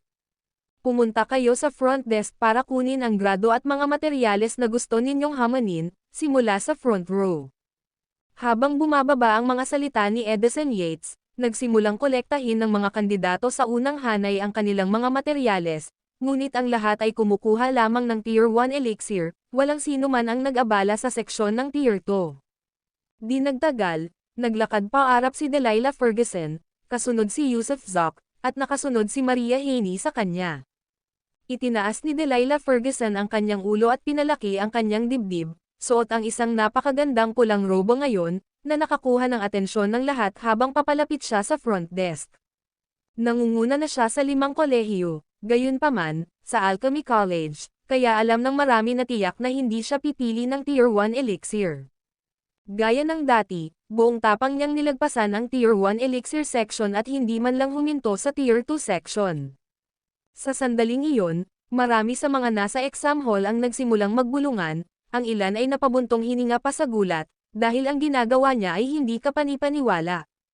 Isang freshman, ngunit matapang na sumubok ng Tier 3 elixir, hindi ba't isa itong pagsuwi sa langit? Malapit nang likhain ni Delilah Ferguson ang kanyang ika-6 na kamangha-manghang gawa. Gayunpaman, hindi rin siya tumigil nang marating niya ang Tier 3 elixir section. Boom! Sa wakas, naghiyawan ang mga tao nang madaanan niya ang seksyon ng Tier 3 elixir, na naglalayong gumawa ng Tier 4 elixir. Hoy hoy hoy, hindi tama iyan, naligaw ng landas ang batang practitioner.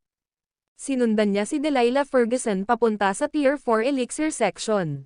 Baka wala sa sarili, sino ba siya? Kaya mali ang inaasahan. Tama iyan, isang mababangas na disipulo ni Lucas Case mula sa Alchemy College, isang hanggal talaga. Sa wakas ay tumigil na si Delilah Ferguson sa seksyon ng Tier 4 elixir. Hindi pa rin tama, bakit sumunod din si Maria Haney sa disipulo ni Lucas Case papunta sa Tier 4 elixir section? Sa puntong ito, marami sa mga nasa lugar ng pagsusulit ang napagtanto na may mali. Si Delilah Ferguson ang kandidato bilang 32, si Zayden Newton 33, si Maria Haney 34, paano silang tatlo ay hayagan na makakapunta sa seksyon ng Tier 4 elixir? Maaaring nagkamali si Zayden Newton sa pagiging hanggal, na mauunawaan naman, ngunit hindi naman karaniwang gagawa ng ganoong pagkakamali si Maria Haney, hindi ba? Iginagalang na kandidato, nasa likod mo ang Tier 3 elixir, at kailangan mong umatras pa para sa Tiers 2 at 1. Sa sandaling iyon, sa wakas ay ipinaalala ni Yusuf Zoc sa kanya ng isang tagapangasiwa mula sa Tier 4 elixir section. Kasabay nito, tiningnan din siya ni Delilah Ferguson ng kakaiba. Alam ko, isa itong Tier 4 elixir, di ba? Kung pareho lang silang lahat, isang set na lang ang kukunin ko. Walang pakialam na kinuha ni Yusuf Zoc ang isang set ng mga sangkap at formula ng Tier 4 elixir, Pagkatapos ay nilagpasan si Delilah Ferguson at buong kumpiyansang naglakad patungo sa ika-33 peel furnace. Whoosh! Nang makita ang hanggal na si Lucas Case na talagang gumamit ng Tier 4 formula, nagkagulo ang mga tao. Kasunod ni Yusef, bahagyang tinaasan din ni Maria Haney ng kilay at, matapos tumango kay Delilah Ferguson, kinuha ang isang Tier 4 elixir set at nilampasan si Delilah Ferguson patungo sa sarili niyang upuan. Si Delilah Ferguson, na dating parang isang mapagmataas na inahin na umaakit sa lahat ng mata at naging sentro ng atensyon, ngayon ay nakita niyang nawala ang atensyon, naiwan siyang nakatayo roon na bahagyang natulala, hindi pa rin nagre-react at hindi rin inaasahan na, bukod sa kanyang sarili, may iba pang nang-ahas na hamanin ang isang Tier 4 elixir.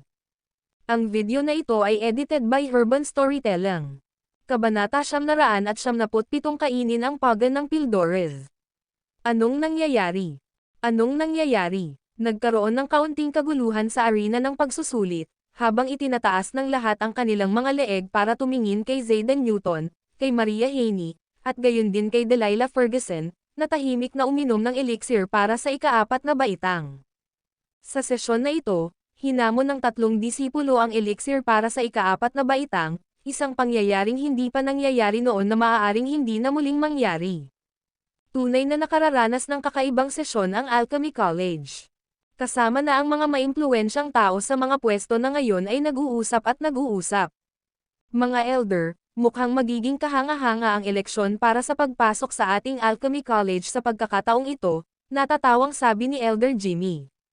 Maraming elder mula sa core area, kabilang si Elder Luke, ang naroroon ngayon. Sumasali lang sila dahil sa excitement. Oo, maganda ito, pero sinong Celestial Immortal ang sumusubok sa elixir ng ika-4 na baitang? Isang Celestial Immortal na nangangahas subukan ang isang elixir na nasa ika-4 na baitang. Hindi pa ako nakarinig ng ganyang bagay. Sa katunayan, sa pagkakaalam ko, sa antas ng Celestial Immortal, ang kaya lang hawakan ay mga first o second grade elixir. Pagkatapos lamang maabot ng isang tao ang katayuang Golden Immortal saka lamang siya makakamit ang mga elixir na nasa ika-2 o ika-3 baitang. Ang Ultimate Immortal level ay katumbas ng nasa ika-4 o ika-5 baitang, at tanging ang mga nasa Taihi level lamang ang kwalipikadong gumawa ng mga elixir sa ika-6 na baitang. Mausisang sabi ng isang elder. Umiling ang isa pang elder, ang pakikipag-ugnayan ay isa lamang aspeto. Tulad natin, lahat tayo ay Taihi, kahit na mga Ultimate Immortal, ngunit hindi man lang natin kayang gumawa ng mga third grade elixir. Ang alkemiya ay nangangailangan ng pag-iipon ng karanasan, mga taon ng pakikipag-ugnayan sa mga elixir, at pagkakaroon ng talento. Ang simpleng pagtutumbas sa antas ay isa lamang kumbensyonal na pangangatwiran. Pero hindi pa nga sila napapapasok sa pinto, at ang isa ay isa pa lamang Heavenly Immortal 9th grade. Paano kaya sila makakagawa ng elixir na pang-4 na baitang? Kung kaya naman talaga nila, hindi ba't napakalaki naman yan?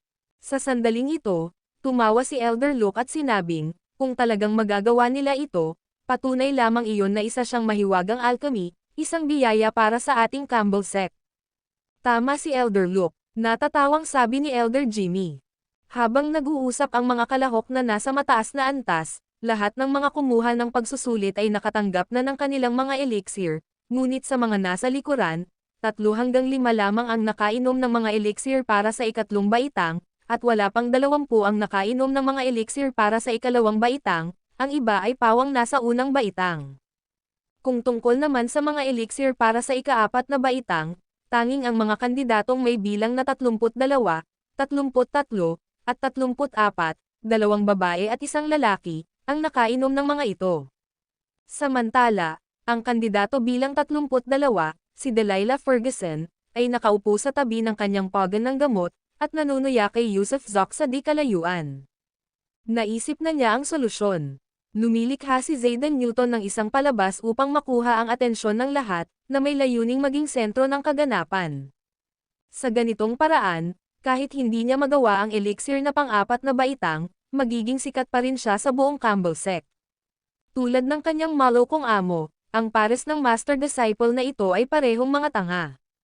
Nakakagulat na pumili rin si Maria Haney ng elixir para sa ika-4 na baitang. Ikinagulat ito ni Delilah Ferguson. Si Maria Haney ay isa ring inner sect disciple, at wala siyang mataas na pinagmulan, umakyat lang siya mula sa lower realm. Kahit na tila nasa edad 20 anyos siya, umakyat na siya mahigit 1,000 taon na ang nakalilipas. Gayunpaman, dahil nakapaglingkod na siya ng maayos sa inner sect ng Campbell sect ng mahigit 1,000 taon, at taglay ang pambihirang antas ng cultivation at katalinuhan, hindi siya pinanggahasan ni Delilah Ferguson na maliitin, kahit na 2 o 3 antas ang kanyang pagkahuli sa cultivation.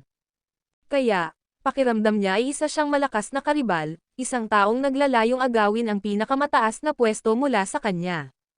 Sa sandaling ito, hindi pinagmamasdan ni Yusuf Zok ang kanyang paligid o ang mga mausisang tingin sa paligid niya, sa halip, abala siya sa pagninilay-nilay sa recipe ng elixir na nasa kanyang mga kamay.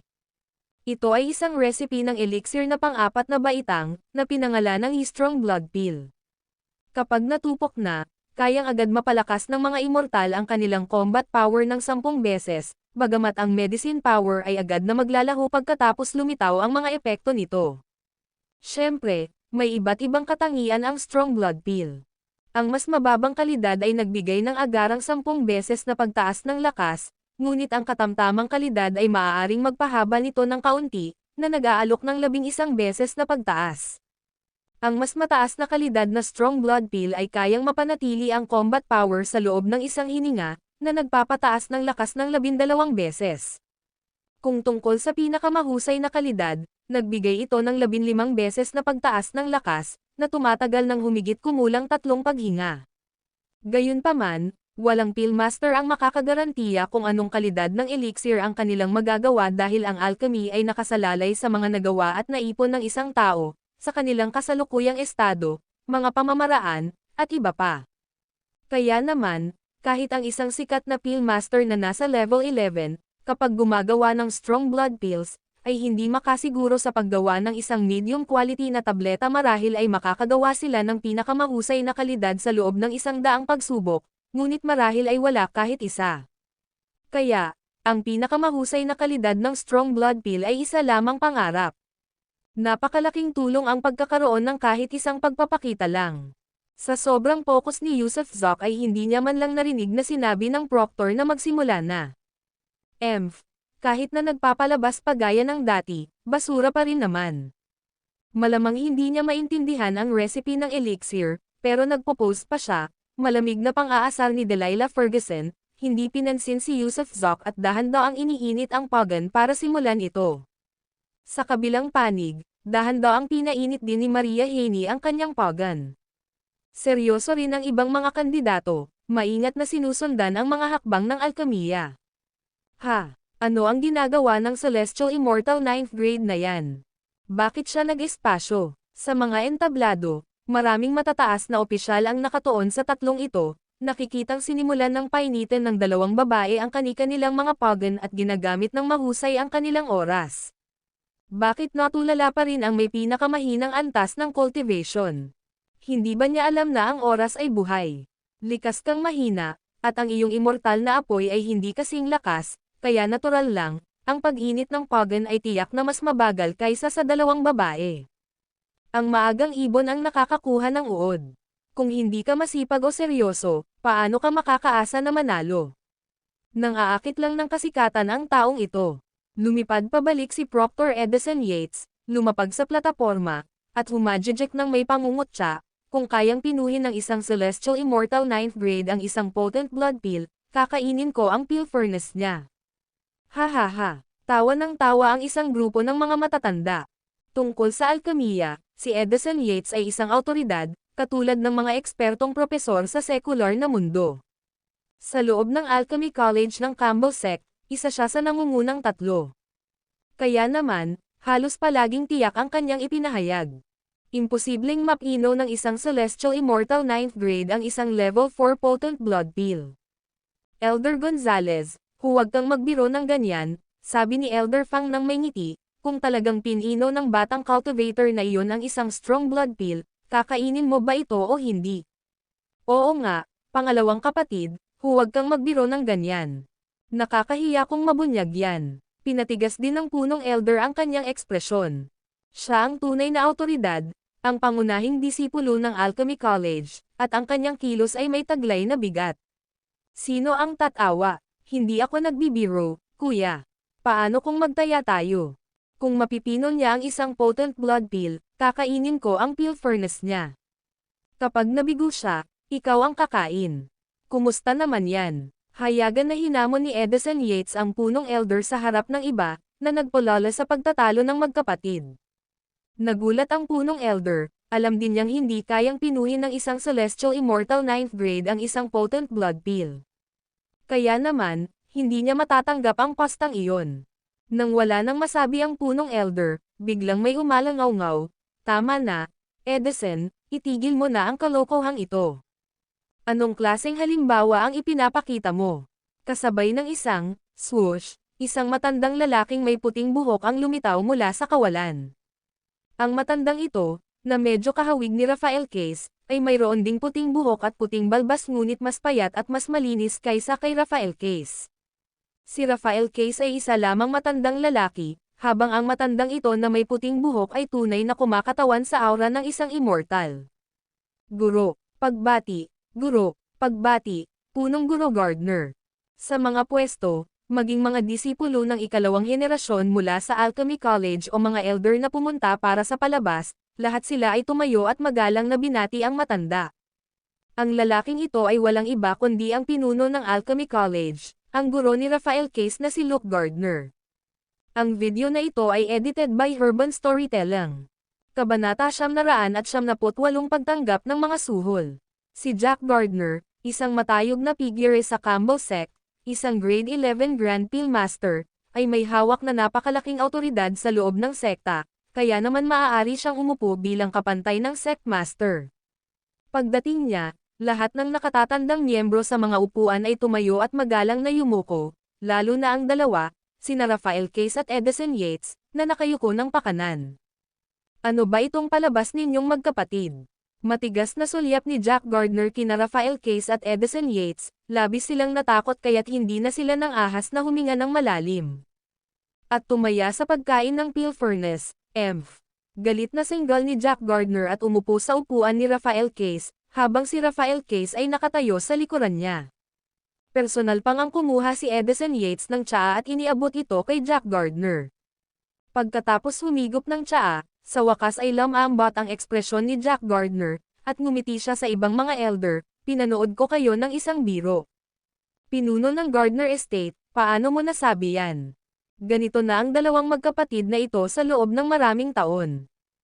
Kung hindi natin sila maririnig na nagtatalo, parang hindi normal ang pakiramdam," natatawang sabi ng isa sa mga nakatatanda.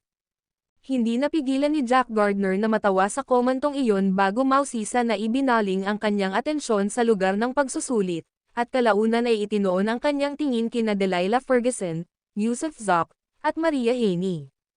Bagamat ang mga 9th grade elixir ay talagang mababa ang grado, mahihirapan ba silang tatlo na gumawa ng mga ganitong potion, lalo na yung may Heavenly Immortal 9th grade, kung haamon sila ng isang 9th grade elixir? Halos imposible iyon. "Eksakto, sabi ko imposible," sagot ni Edison Yates na may nakakalokong ngiti. "Guro, bakit ka umalis ng maaga sa iyong pag-iisa?" biglang tanong ni Rafael Case, na naguguluhan. Kung hindi ako lumabas, kayong magkapatid ay magiging katatawanan na sana ng buong sekta. Paano kung kinailangan mo talagang kainin ang pill furnace at sumabog mula rito?" "Ha. Tumawa ng malakas ang ibang mga elder, dahil napansin nilang tinutokso ni Jack Gardner ang dalawa niyang disipulo. Sina Rafael Case at Edison Yates ay ngumiti rin ng nahihiyang, hindi naglakas loob na sumagot. "Siya nga pala, boss, ano ang pinagmulan ng Heavenly Immortal 9th grade na iyon?" Nakilala ni Jack Gardner sina Delilah Ferguson at Maria Haney. Tutal, ang dalawang babaeng ito ay mga pangunahing tauhan din na kinultibo ng sekta, kaya naman pamilyar siya sa kanila. Ngunit ang Heavenly Immortal 9th grade ay isang misteryo para sa kanya, at hindi pangkaraniwan para sa isang taong may ganoong ranggo na manggahas na hamanin ang isang 9th grade elixir. Para sagutin ang guro, isa siyang mababang uri ng manggagawa para kay Rafael Case, na balak siyang tanggapin bilang isang disipulo sa ika-4 na henerasyon. Rafael Case, Ang mababang manggagawa ni Rafael Case. Natigilan sandali si Jack Gardner bago naalala, ako nga ang nagsugo sa kanya para kumuha ng mababang manggagawa. Gayunpaman, isipin na talagang nag-recruit siya ng isang tao mula sa Heavenly Immortal 9th grade, nakakatuwa naman. Guro, may hindi po kayo alam. Singit ni Edison Yates, ang mababang manggagawang iyon ay nasa Spirit Immortal Rank 1 3 buwan pa lamang ang nakalilipas, umakyat mula sa lower realm, at sa loob ng 3 buwang ito, nakalundag na siya ng 18 antas para makamit ang Heavenly Immortal 9th grade.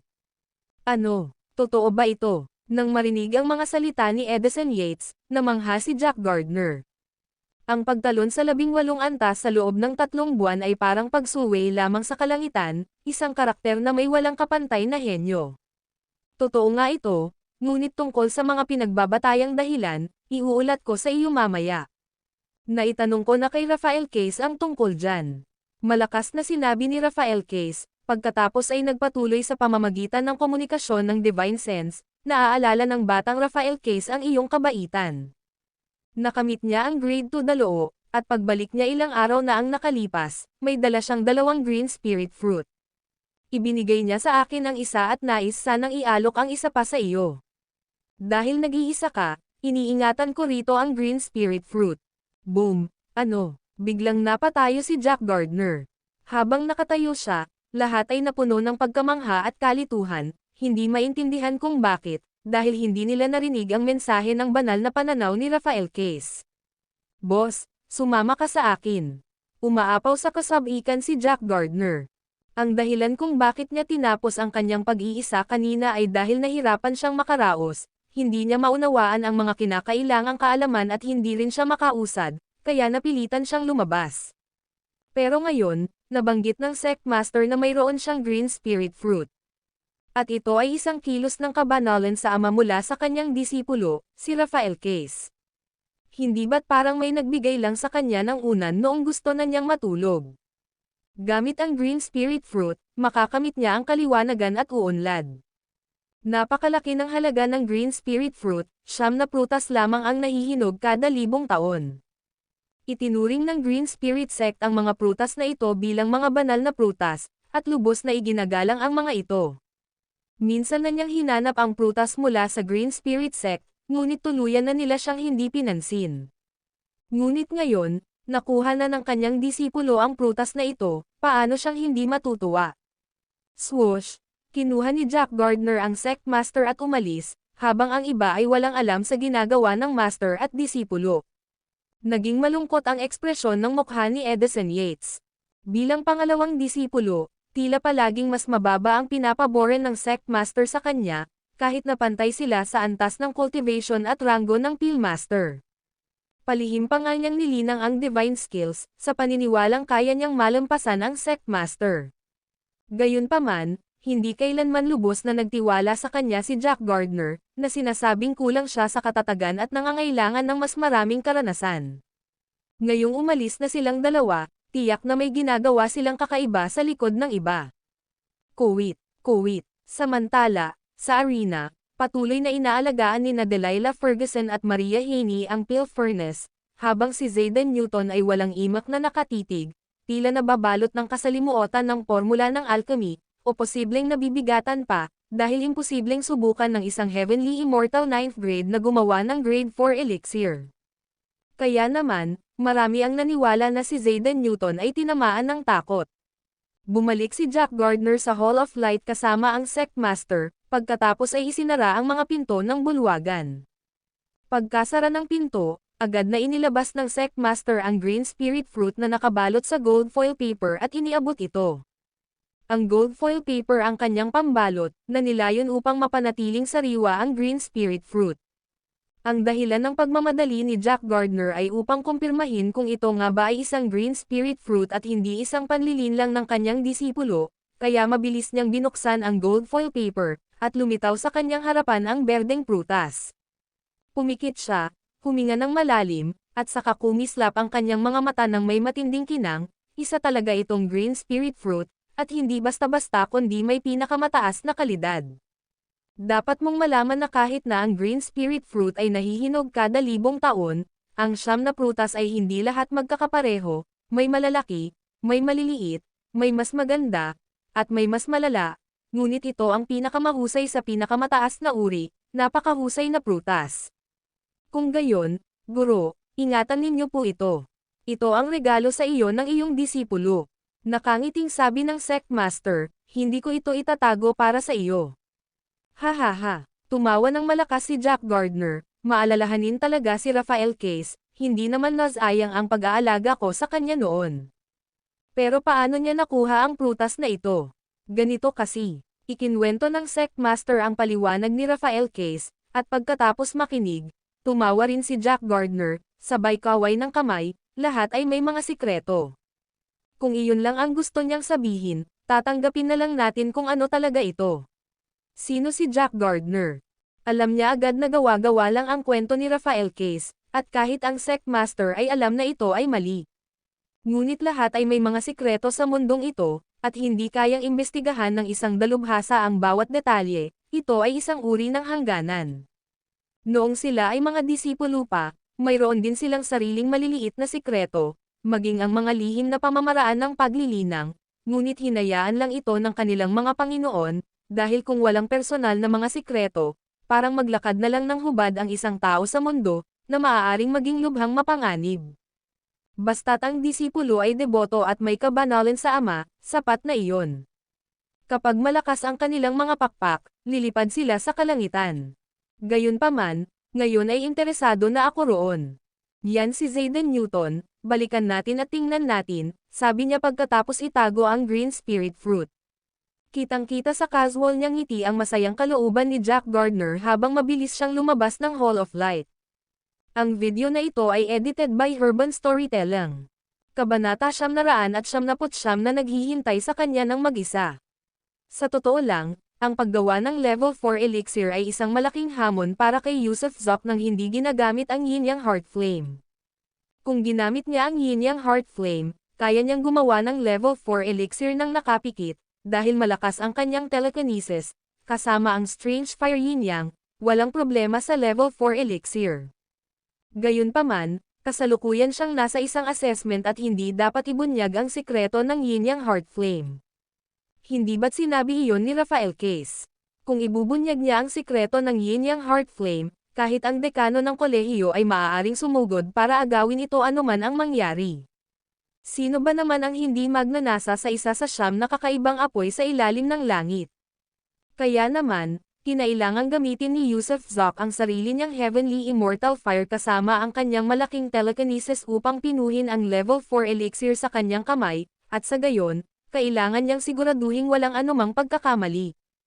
Hindi siya natakot at natulala sa level 4 elixir, ni hindi siya nanaginip ng gising, sa halip, habang binabasa niya ang formula ng elixir, pinag-iisipan niya ang mga susunod na hakbang sa alchemy pati na rin kung paano gamitin ang iba pang mga mapagkukunan na mayroon siya, tulad ng Cold Ice Cold Fire, Telekinesis Coordination, at iba pa.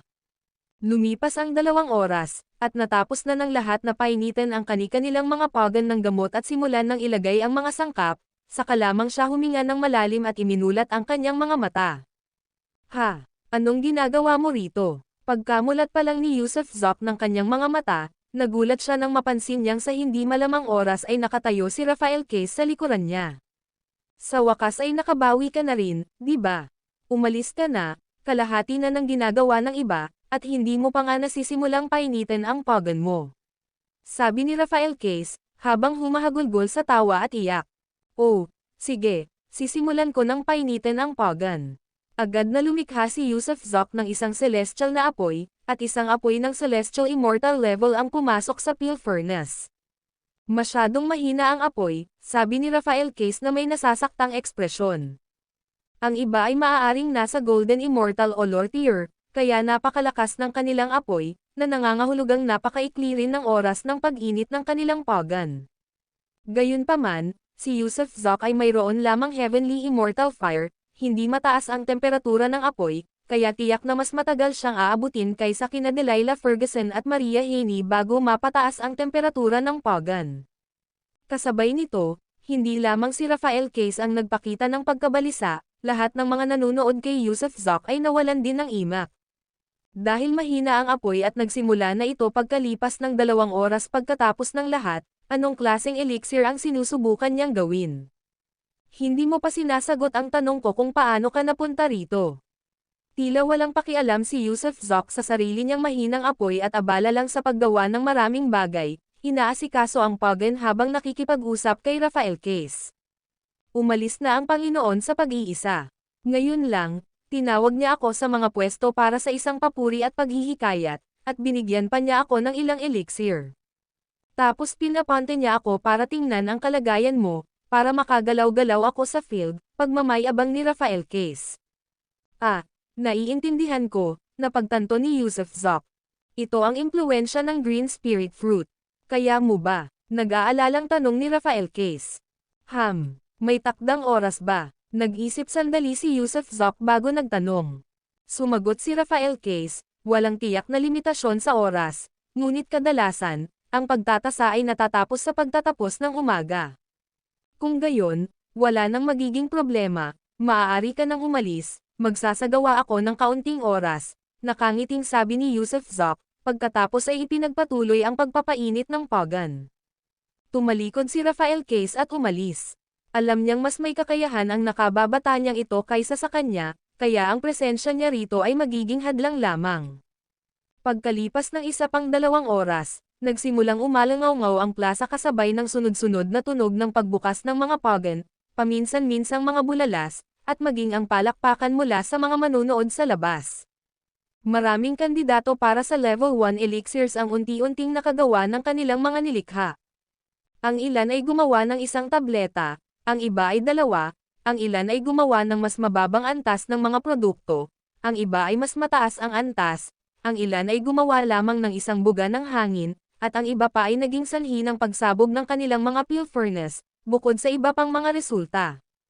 Naging abala ang mga taga-suri sa larangan, dahil kailangan nilang itala ng detalyado ang produksyon ng lahat, upang matipon at mairaranggo nila ang nangungunang 32 kalahok sa huli.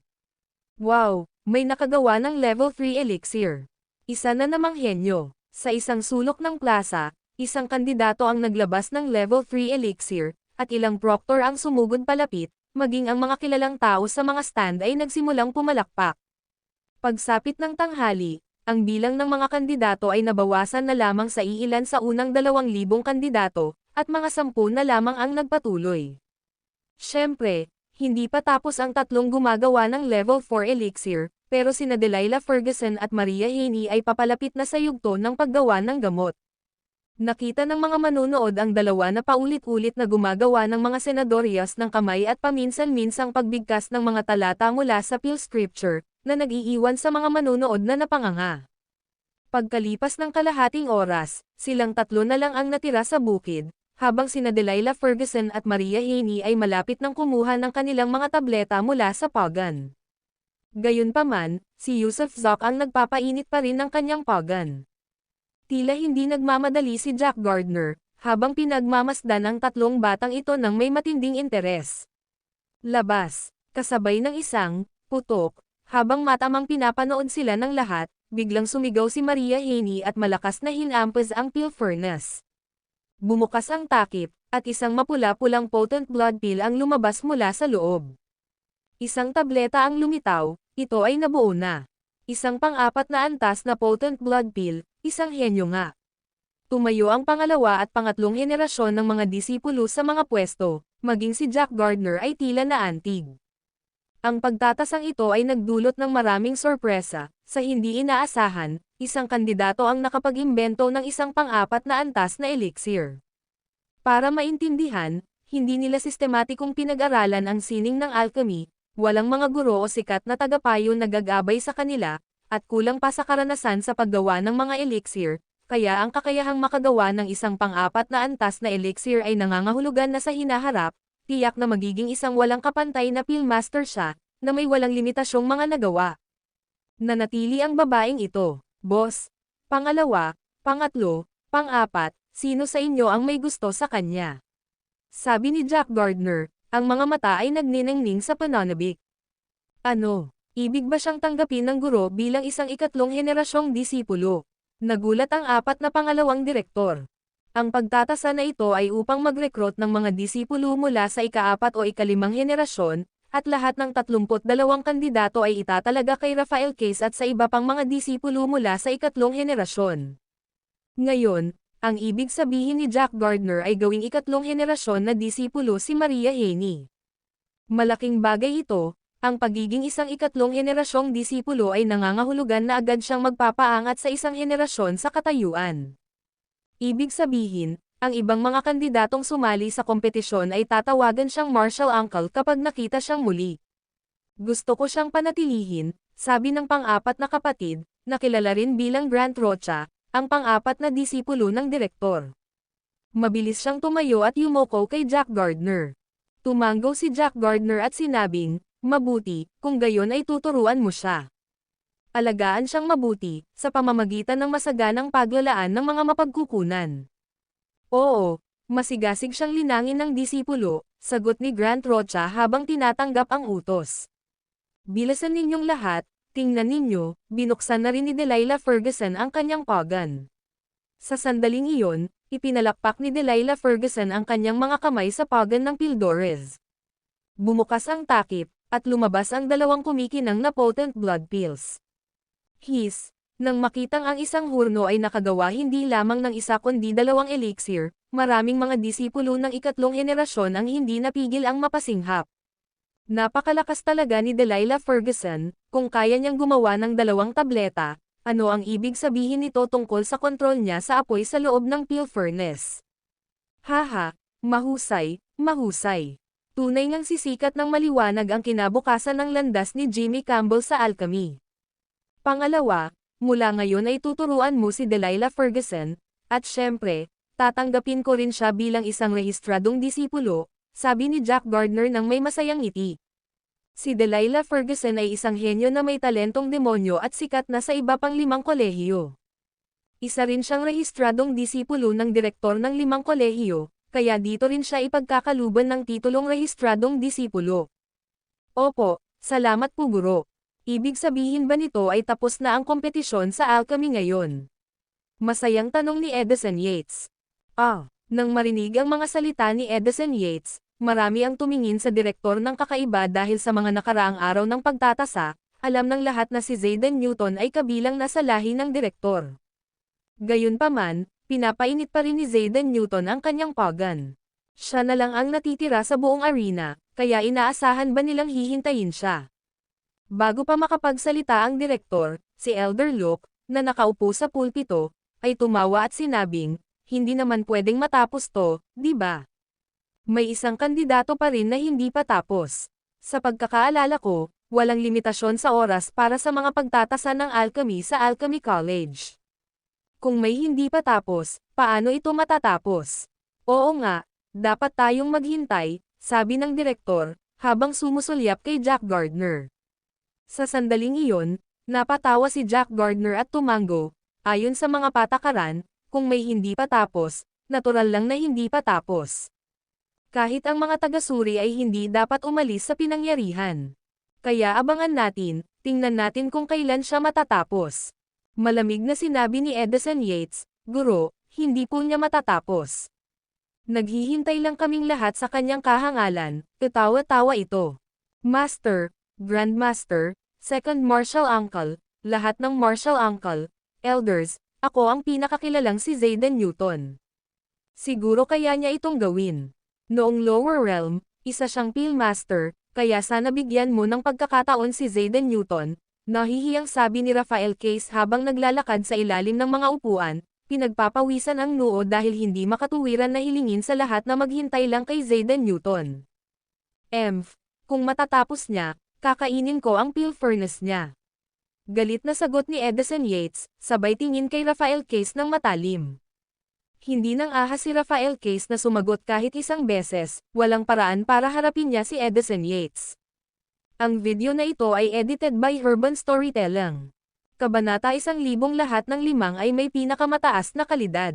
Hindi nga nagmamadaling umalis si Luke Gardner. Una, maganda ang mood niya ngayon, at pangalawa, galing kay Rafael Case ang Green Spirit Fruit, kaya binigyan niya ng pang-aaliw si Rafael Case, hindi naman masama kung magtatagal pa siya ng kaunti. Nang mapagtanto ni Edison Yates na tila walang balak umalis si Luke Gardner, tumahimik din siya at tumigil sa pagsasalita.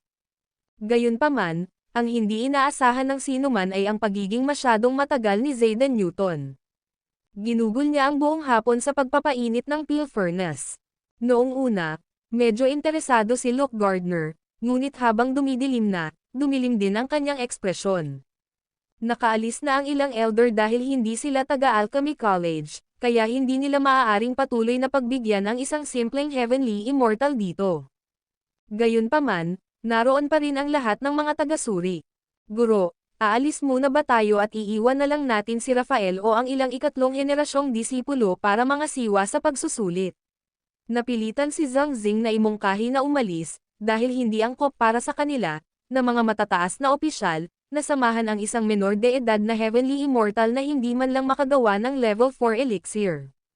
Walang naniwala na kayang gumawa ni Zayden Newton ng level 4 elixir, kaya kahit alam niyang hindi niya kaya, at nandito pa rin siya kasama niya, para saan ba ito? Oo, maganda pakinggan iyan, bahagyang ngumiti si Luke Gardner at tumayo para umalis. Nang tatayo na sana siya, sa wakas ay kumilos na si Yusuf Zoc sa examination area. Bigla niyang binuksan ang pasukan ng gamot at naghagis ng halamang gamot. Sa wakas ay naidagdag na niya ang gamot. Huminga ng malalim si Rafael Case sa ginhawa. Tara na, huminto rin si Luke Gardner para sumulyap, pero yugto pa lang iyon ng pagdagdag ng gamot. Ang mga level 4 elixir na iyon ay nangangailangan ng daan-daang herbs, isa-isang pagsasamahin ang mga ito, malamang ay aabutin pa ng 6 na oras bago matapos, kaya nawalan na siya ng gana sa paghihintay.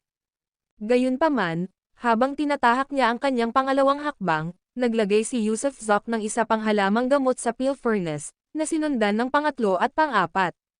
Bagamat hindi niya agad na idagdag lahat, napakabilis ng kanyang pagdagdag ng mga herbs, halos pagkatapos niyang may dagdag ang isa, kasunod na niya ang susunod. Napahinto ulit si Luke Gardner. Bahagya niyang ipinikit ang kanyang mga mata, sinuri niya gamit ang kanyang divine sense at nagulat, napakabilis ng pagkatunaw. Mausisa ring sinuri ni na Zhang Xing at ng iba pa ang peel furnace ni Yusuf Zoc gamit ang kanilang divine sense.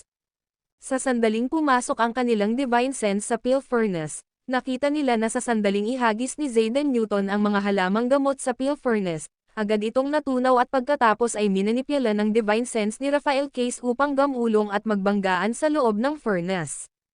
May magagawa ba talaga siya gamit ang paraang iyon? Malamig na tumawa si Edison Yates, masyado niyang pinainit ang pagan ng matagal kaya masyadong mataas ang panloob na temperatura nito. Higit sa lahat, hindi siya gumamit ng mas mahinang apoy, at sa halip, gumamit siya ng matinding apoy nang idagdag ang mga halamang gamot, kaya natunaw ang mga halamang gamot pagpasok, ngunit hindi ba niya alam na sa pagpapatuloy nito, sisabog ang pagan. Tingnan natin. Ang divine sense ng batang ito ay pambihira. Bumalik sa pagkakaupo si Luke Gardner, bahagyang ipinikit ang kanyang mga mata, at itinoon ang kanyang divine sense sa peel furnace. Mas bumilis lang ang pagtakbo ni Yusuf Zoc, at sa bandang huli, nakapaghagis siya ng hanggang 12 herbs ng sabay-sabay. Boom! Gumamit pa rin siya ng mabangis na apoy, at pagkatapos ay ang mga enerhiya ng likidong asensya mula sa mga halamang gamot ay minamanipula ng isang hindi mahahalatang divine sense, nagsasama-sama at gumugulong-gulong. Ang temperatura ng peel furnace ay pataas ng pataas, at dahil gabi, makikita ito na kumikinang na pula mula sa malayo, kitang-kita ang pag-usok. Pinanatili ni Yusuf Zoc ang kanyang mabangis at mabilis na paglapit. Dapat mong malaman, sa alchemy ang pinakamahalagang aspeto ay ang pagkontrol sa tindi ng apoy, mabilis kung dapat itong mabilis, mabangis kung dapat itong mabangis, ngunit banayad din kung dapat itong banayad. Hindi laging mapapanatili ng apoy ang parehong temperatura, kung hindi, imposibleng makagawa ng elixir. Ngunit patuloy na pinatindi ni Yusuf Zoc ang apoy, nang napakatindi. Sumabog yan. Biglang bulalas ng ilang disipulo mula sa ikatlong henerasyon, masyadong mataas ang temperatura ng apoy, sobra ang presyon sa loob ng peel furnace, sisabog ito sa loob ng 5 hininga. Tama, sisabog yan. Tumango rin si Luke Gardner, ang ganitong paraan ng alchemy ay tiyak na magpapasabog sa peel furnace. Umiling din siya, Tila ang tinatawag na aliping ito na nagngangalang Zayden Newton ay hindi katulad ng inilarawan ni Raphael, at tiyak na hindi isang Peelmaster mula sa lower realm. Hindi gagamit ng ganoong paraan ang isang tunay na Peelmaster para sa alchemy. Raphael, pumunta ka roon. Sa loob ng 5 hininga, sisabog ang Peel Furnace, at ang kanyang cultivation level ay malamang na makakasama sa kanyang sarili, humiling si Luke Gardner. Oo, agad na lumipad palapit si Raphael Case at agad ding nagpadala ng mensahe kay Yusuf Zok, anong ginagawa mo? Sino ang nagsasagawa ng alchemy ng ganyan? Malapit nang sumabog ang Peel Furnace. Sino ang nagsabi niyan? Ganti ni Yusuf Zok. Inikat ni Raphael Case ang kanyang mga mata, kailangan pa bang sabihin ito ng mga tao? Umabot na sa kritikal na punto ang temperatura. Hey, hindi yan sisabog. Maghintay ka lang ng isa pang hininga. Natatawang sabi ni Yusuf Zok habang bigla niyang iniunat ang kanyang palad, huminga ng malalim, at pagkatapos ay habang humihinga siya ng palabas, idiniin niya ang kanyang kamay sa Peel Furnace. Sa sandaling dumampi ang kanyang palad sa kumikinang na pulang Peel Furnace, agad na bumaba ang temperatura nito, at sumirit ang singaw ng malakas.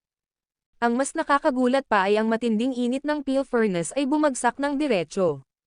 Hindi apoy ang nalagpasan ni Yusuf Zok gamit ang kanyang palad, kundi ang nakakapangilabot na aura ng Cold Ice Bolt Flame, na namuo sa loob ng kanyang kamay. Ano?